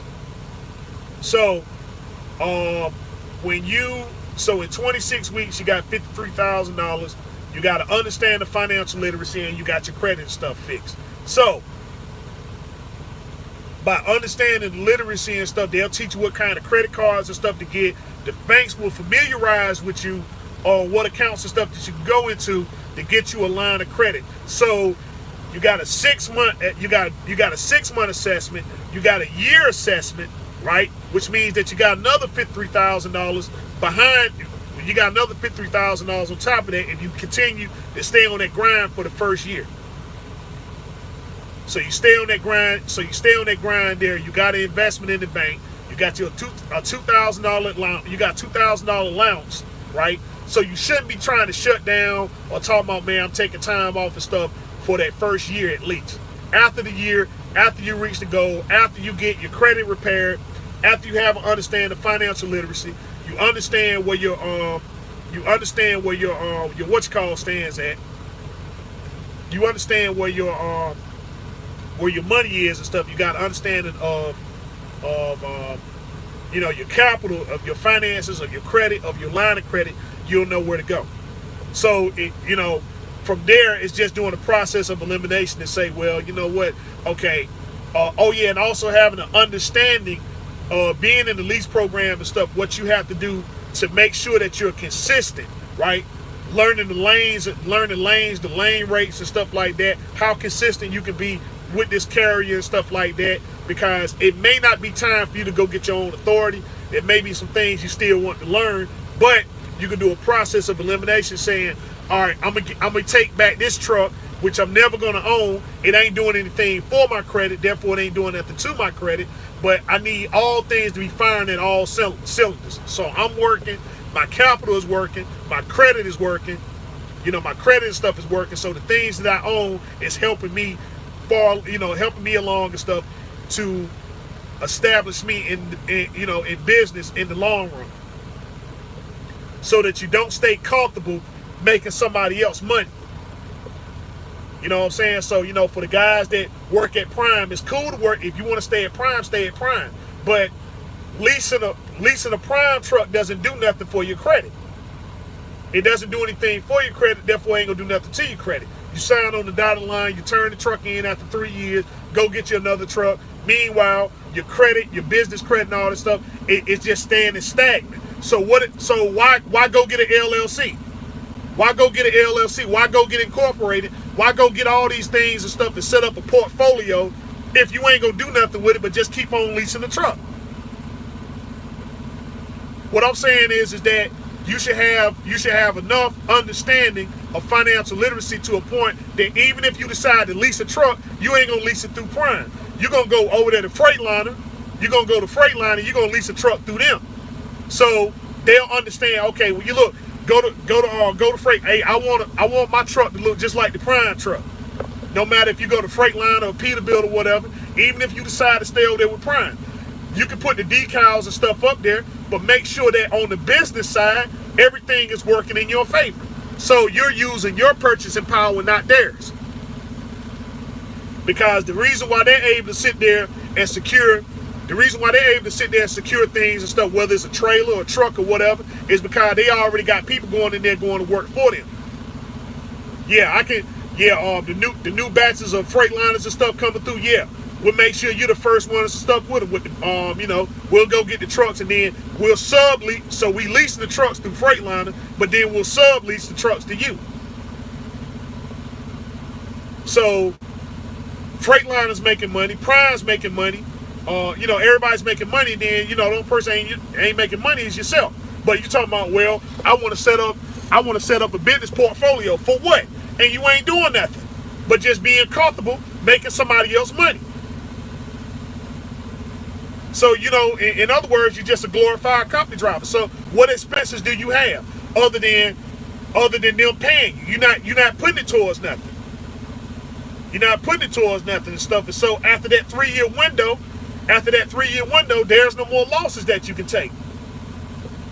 There's no more losses that you can take. So whatever you claim as a profit and stuff, that's yours. So you're not taking the money and turning it into capital and making it go to work for you and stuff. So the things that you participate in, you ain't got to really pay no taxes and stuff on. So you want to go on cruises and all this. So you go on a cruise, you use a profit to go to that. So whatever the cruise costs and stuff, you add another 30% on that. If you go get a car or a house or clothes or anything, you might well put whatever it is that you buy, you put another 30% on top of that and cut the check and stuff to the state and to federal. Because you decide that you want to be over in these lease programs being comfortable instead of trying to build up your clientele and stuff. Even though you still going to work with them. Yeah, I'll work for Prime. Yeah, I'll lease on with Prime and stuff. If Prime is going to make you money, but you ain't got to lease no Prime truck. I'm going to go right over here and I want my truck to look just like a Prime truck, right? I'll lease the truck through Freightliner. Okay, what's your term and stuff? I want a 2.5-year term. Okay, fine. You set up a 2.5-year term and stuff, and that's that. Your truck will look just like the Prime truck. Get the same decals, put it up there on the truck. Nobody knows any different. But then, you making those payments to Freightliner and stuff. So you saying, well, hey, listen, I want to be a fleet owner. That's a real concept for you. You ain't going over there. You ain't going to Prime and saying, Prime, will you lease me 3 trucks? No, you're going to Freightliner and say, hey, man, listen, because they're going to extend a line of credit to you because they know you making your payments and stuff on time. Okay, well, your term and stuff is up. These are the new trucks we got coming in. How many you need? Well, look, dude, I need 5 trucks.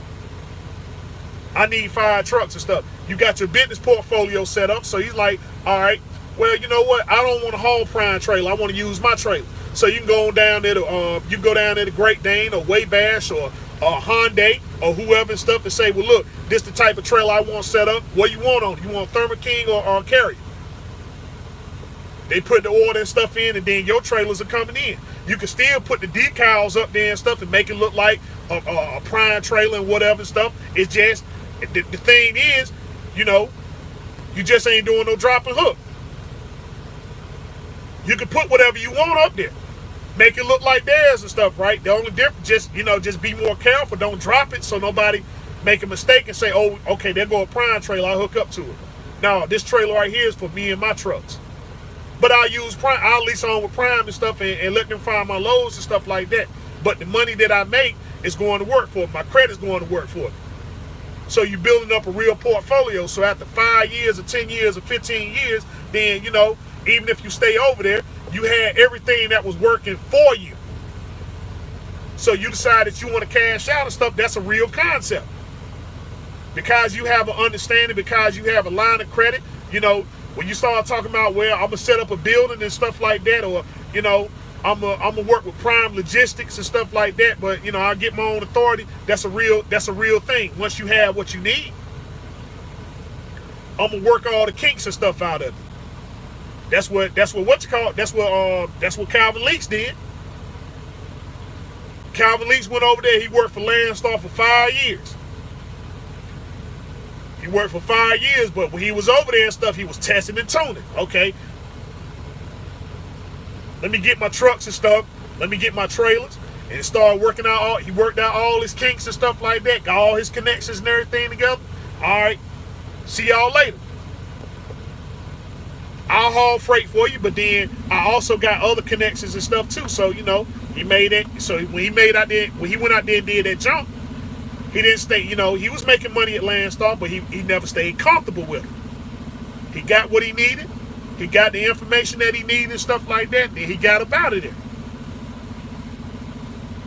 You know?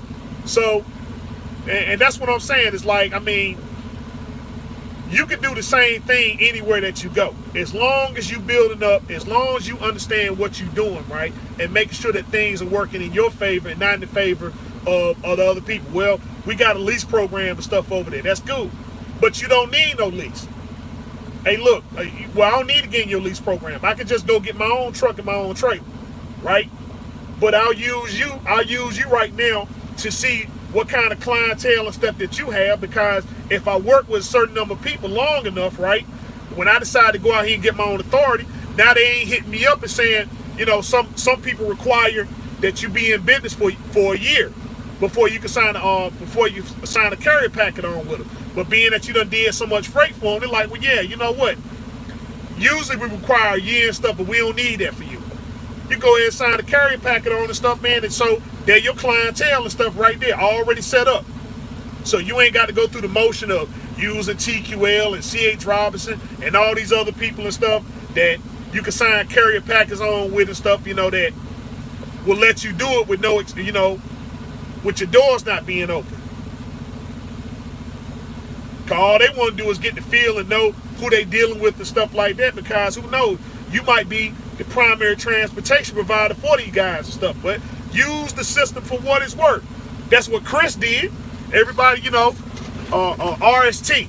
That's how he started out. RST started out and stuff. He had some money. His credit wasn't in the best of shape and stuff, so he went to Quality. You know what Quality said? Sign on the dotted line.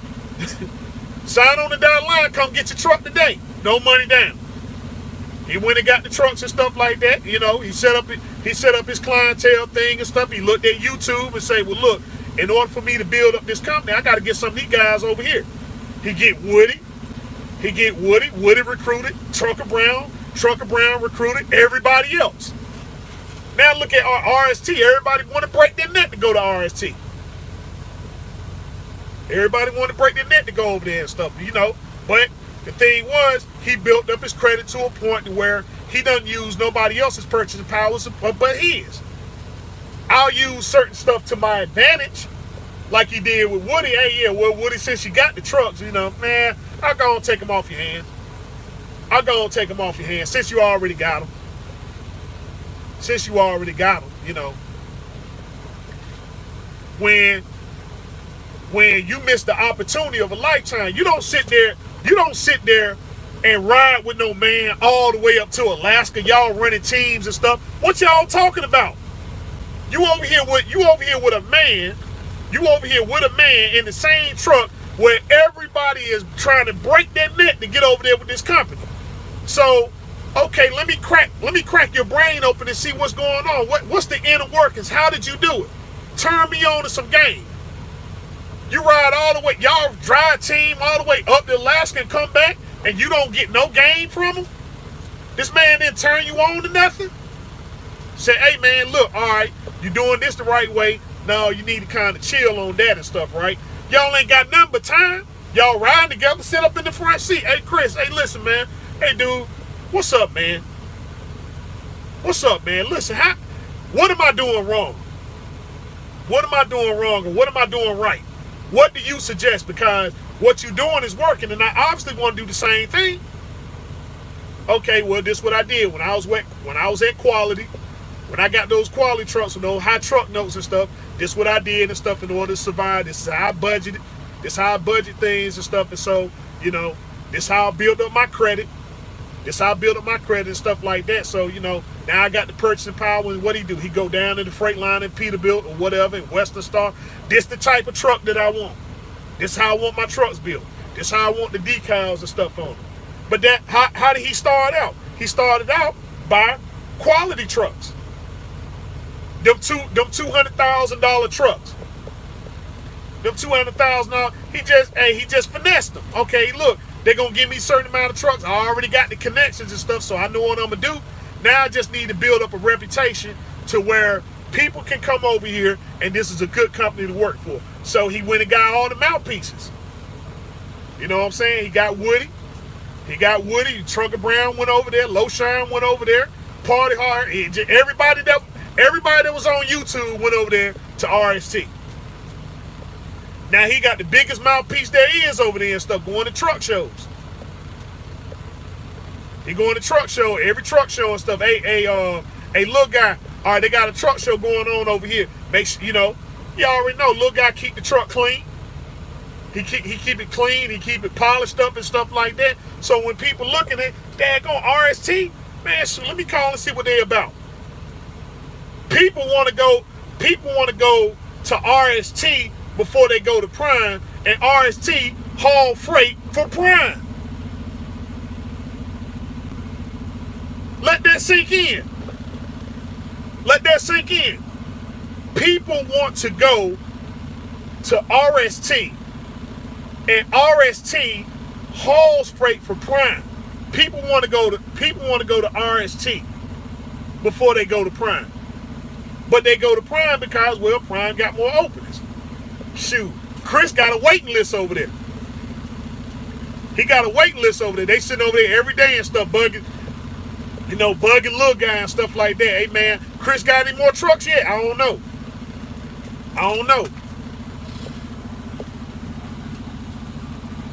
Chris got any trucks yet? That was the only guy. That's the only guy I know that opened up his doors and then had to say, well, look, I'm gonna take on a certain number of people and stuff, and then that's it. Everybody else hiring. It doesn't matter what carrier you go to and stuff, they always hiring. And hey, they always hiring. That's it. Chris ain't doing that. Chris, okay, somebody decided to fall out and stuff like that. Shoot, he got what, 20, 30 some people and stuff, man. He got the interview.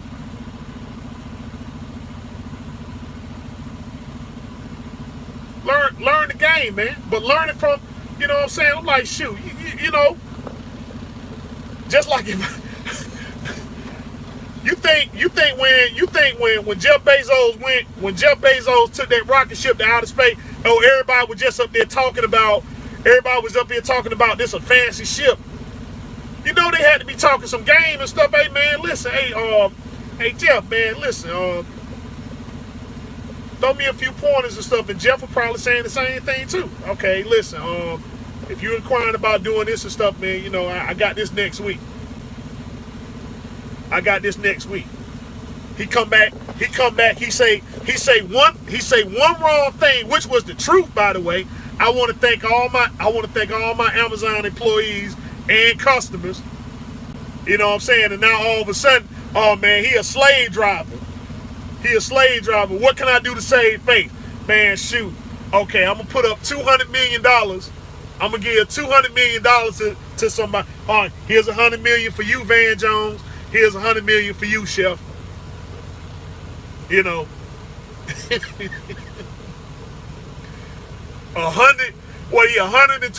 billion. $123 billion, man. For to have $1 billion, you got to have 10 sets of 100 million. You got to have 10 sets of 100 million. And this man got 123 million and just said, here's 100 million for you, here's 100 million for you. You got to have 10 sets to have $1 billion. 10 sets, and he got 123 million sets. 123 million sets of $100 million.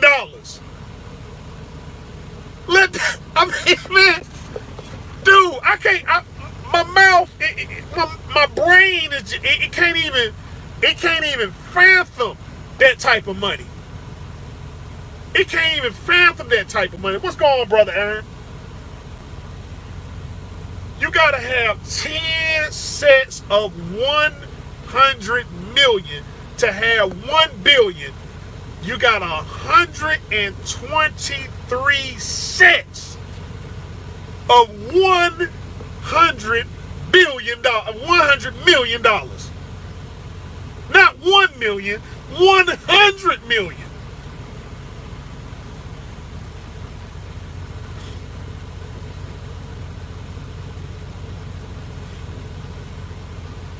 Here you go, Van Jones. Here you go, Chef.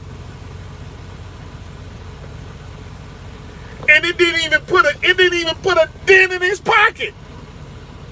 It didn't even put a dent in it. Huh, here's $100 million. Here you go.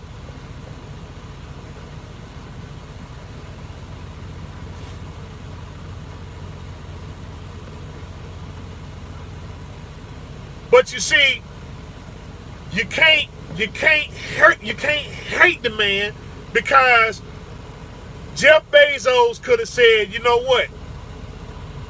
He could have said, man, I ain't worried about no business today.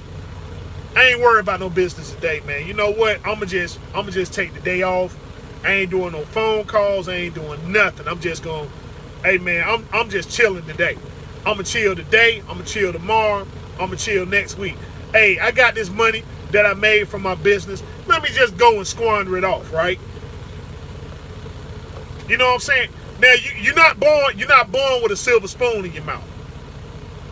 He wasn't born rich. He wasn't born rich and stuff, man. You know, you got a mama, you got a mother, and you was raised by your stepdaddy. Your stepdaddy. Your stepfather. I forgot. I think his father passed away, didn't he? Your stepfather raised you. You know.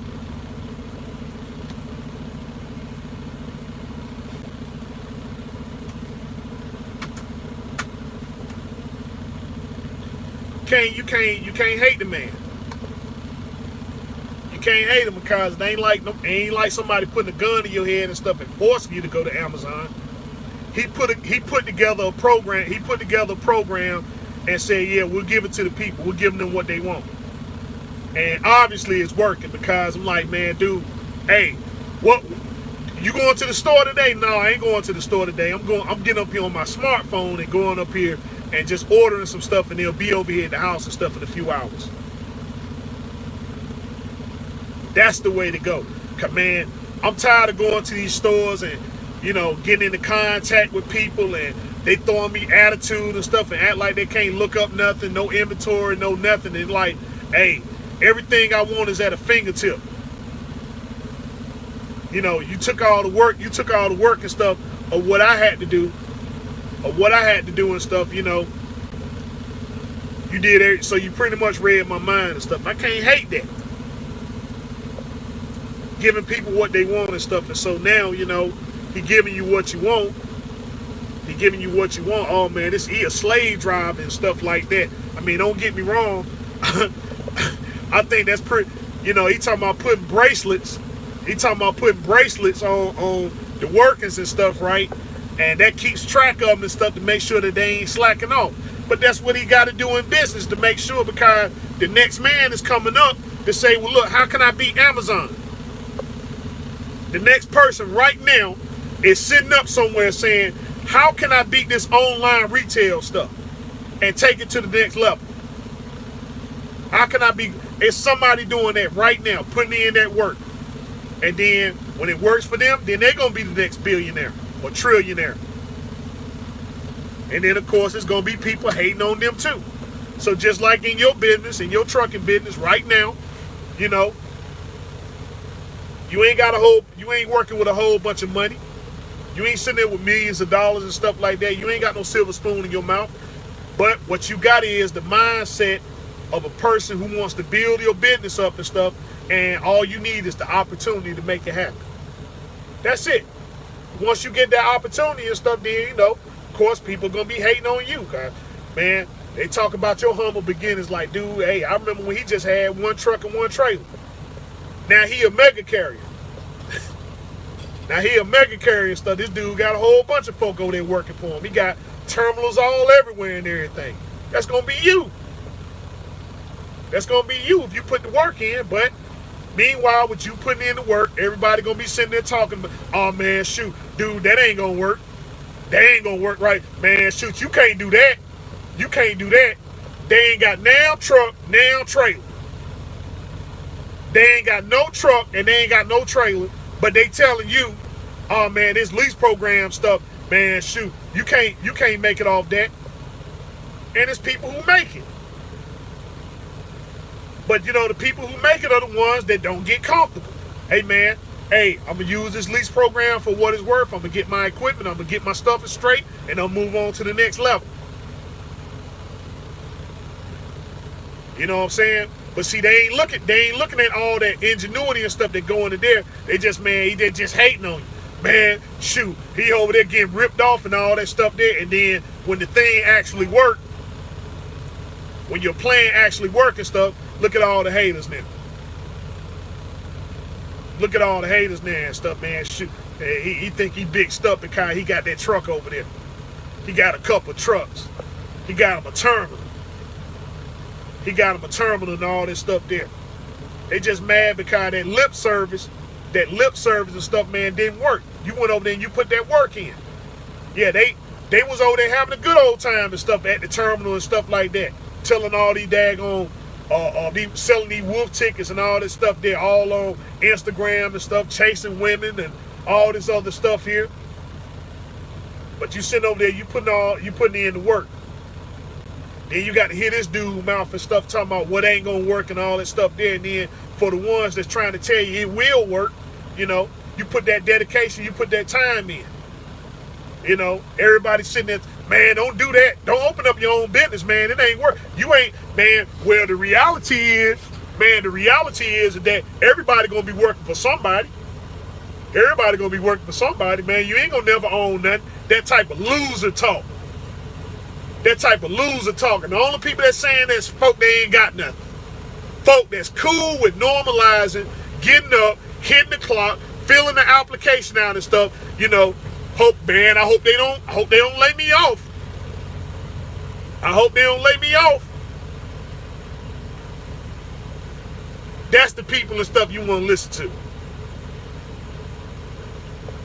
The one sitting there and all, the one that don't understand financial literacy, don't understand what their credit and stuff is, or they using their credit and stuff, you know, for personal stuff, but that's it. But as far as trying to ascertain a business or whatever, you know, setting up a portfolio because, oh well, somebody gonna always take care of them. Ain't no more retirement programs and stuff for people. You work for a business, that's all you doing. You just working. Ain't no more retirement. They ain't sitting there giving you no daggone, they ain't sitting there, oh well, this man worked for us for 20 years and stuff, man. Okay, well, we're going to give you retirement with full benefits and pensions and all the other stuff. Ain't no more of that. Ain't no more of that and stuff. The only place you got that is in the military. And they trying to cut that out. They trying to cut that out. So you talking about working for a business and stuff, and then if they do got something, then, you know, the business done went out, they done changed the name to something else and stuff, and so everybody pension gone now.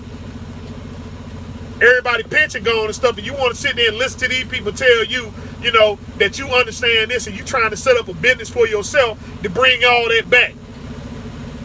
You listening to them folk and stuff and telling you ain't gonna never own nothing.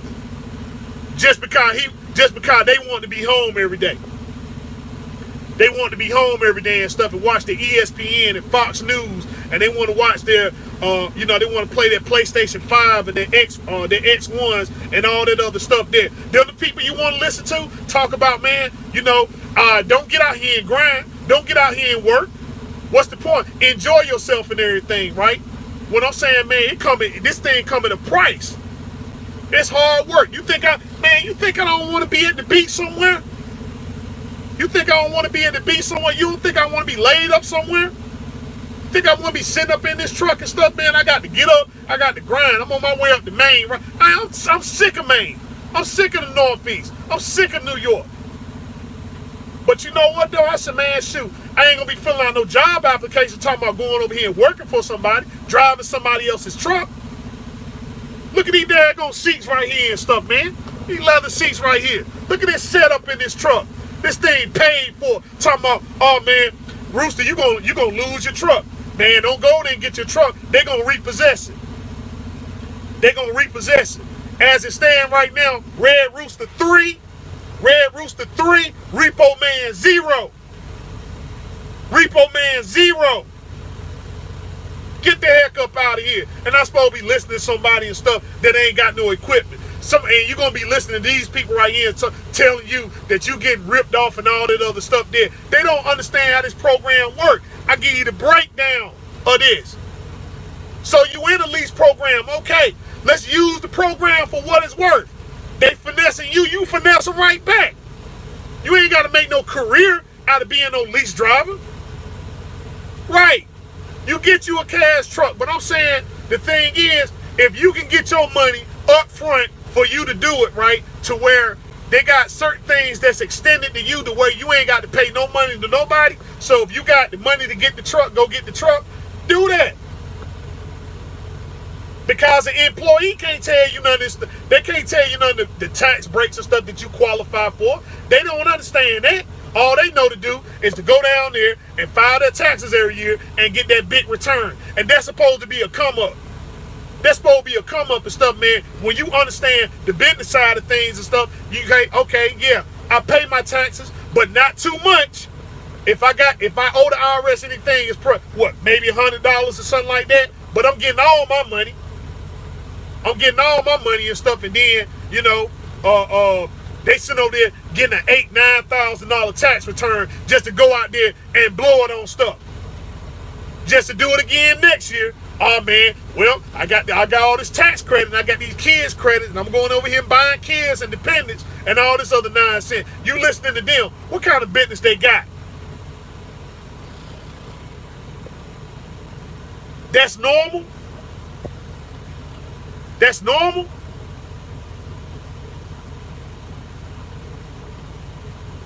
Yeah. You know what I'm saying? I mean, yeah, you can do that. You can do that. You can turn it right into a business.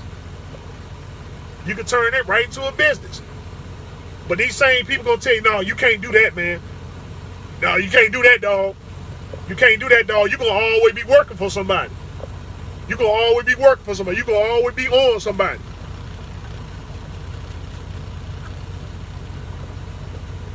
Yeah, you gotta pay taxes on your house every year and stuff. But you know what? It ain't stopping people from going to get it.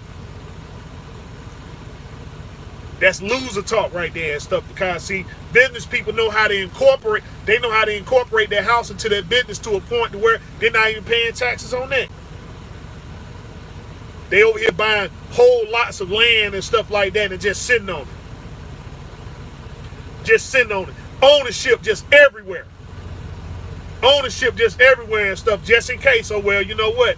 I ain't doing too good this quarter and stuff. I might as well go ahead and sell this land over here. I done bought, you know, you probably bought the land for pennies on the dollars and stuff, but then they got this housing development that they want to, they got this housing development and stuff like that. So they willing to buy the land and stuff like that. And they got to have it. They got to have it. And you held on to it and stuff. And so, you know, you done made 4 or 5 times the amount. And you ain't had to do nothing with it, but just keep it. You ain't had to do nothing. You ain't had to cut down no trees or cut no grass or none of that stuff. Okay, who owns that land over there? And they come over there and talk to you. Now you done cashed out on that. You done made a profit on that. You move on to other things and make other investments. But, oh man, shoot, you always going to be working for somebody. Right. Always going to be working for somebody. What you're going to be working for ultimately and stuff, man, is that ambition that you have and stuff to want to be the best. That's what you're working for. There's nothing wrong with never being satisfied with that. Hey, listen, how far can I go with this? You ain't got but one life, and when it's over, it's over. But you want to know, man, hey, listen, hey, I did the very best that I could do and stuff while I was here.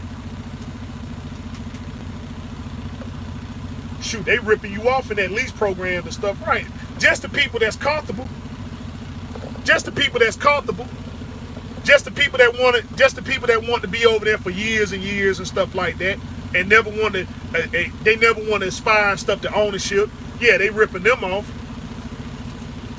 They ripping them off and stuff, man. But what business you gonna get into? You ain't gonna have no. You ain't gonna have some kind of setback.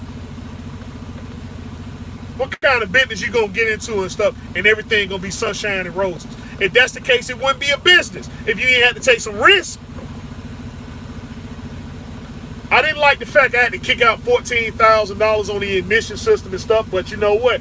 Hey, I learned next time and stuff, I'm like, if I want to get another post-emission truck, now I know what to do.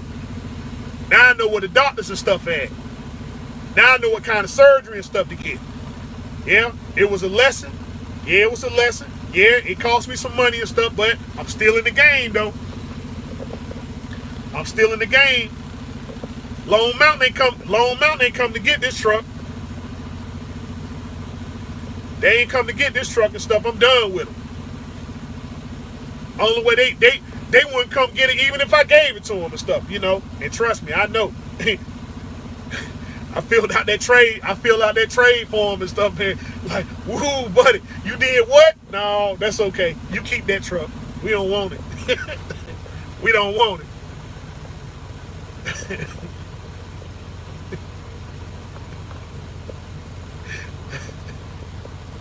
But look, fellas, I'm going to go and get on out of here and stuff, man. I hope that the information that I put up was helpful.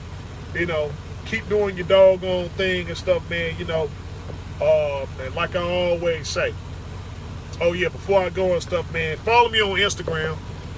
Follow me on Instagram, Rhode Island Red Rooster 22. Rhode Island Red Rooster 22 on Instagram. My contact information and stuff on my YouTube page for those y'all that want to contact me directly. Again, my contact information is up there. I do say text me first. Text me first. Let me know what the issue and stuff is. As long as it's pertaining to trucking, I can help you. You know, that way I'll let you know when I'm free and we can go ahead and we go into constructive dialogue. And so, with that being said, ladies and gentlemen, this is your man right here, the one and only, that beautiful Rhode Island Red Rooster. Telling you as always, continue to do your research, fact-finding studies, harness on your skills every day. Till next time we talk, next time we meet, be safe, be easy. Peace out.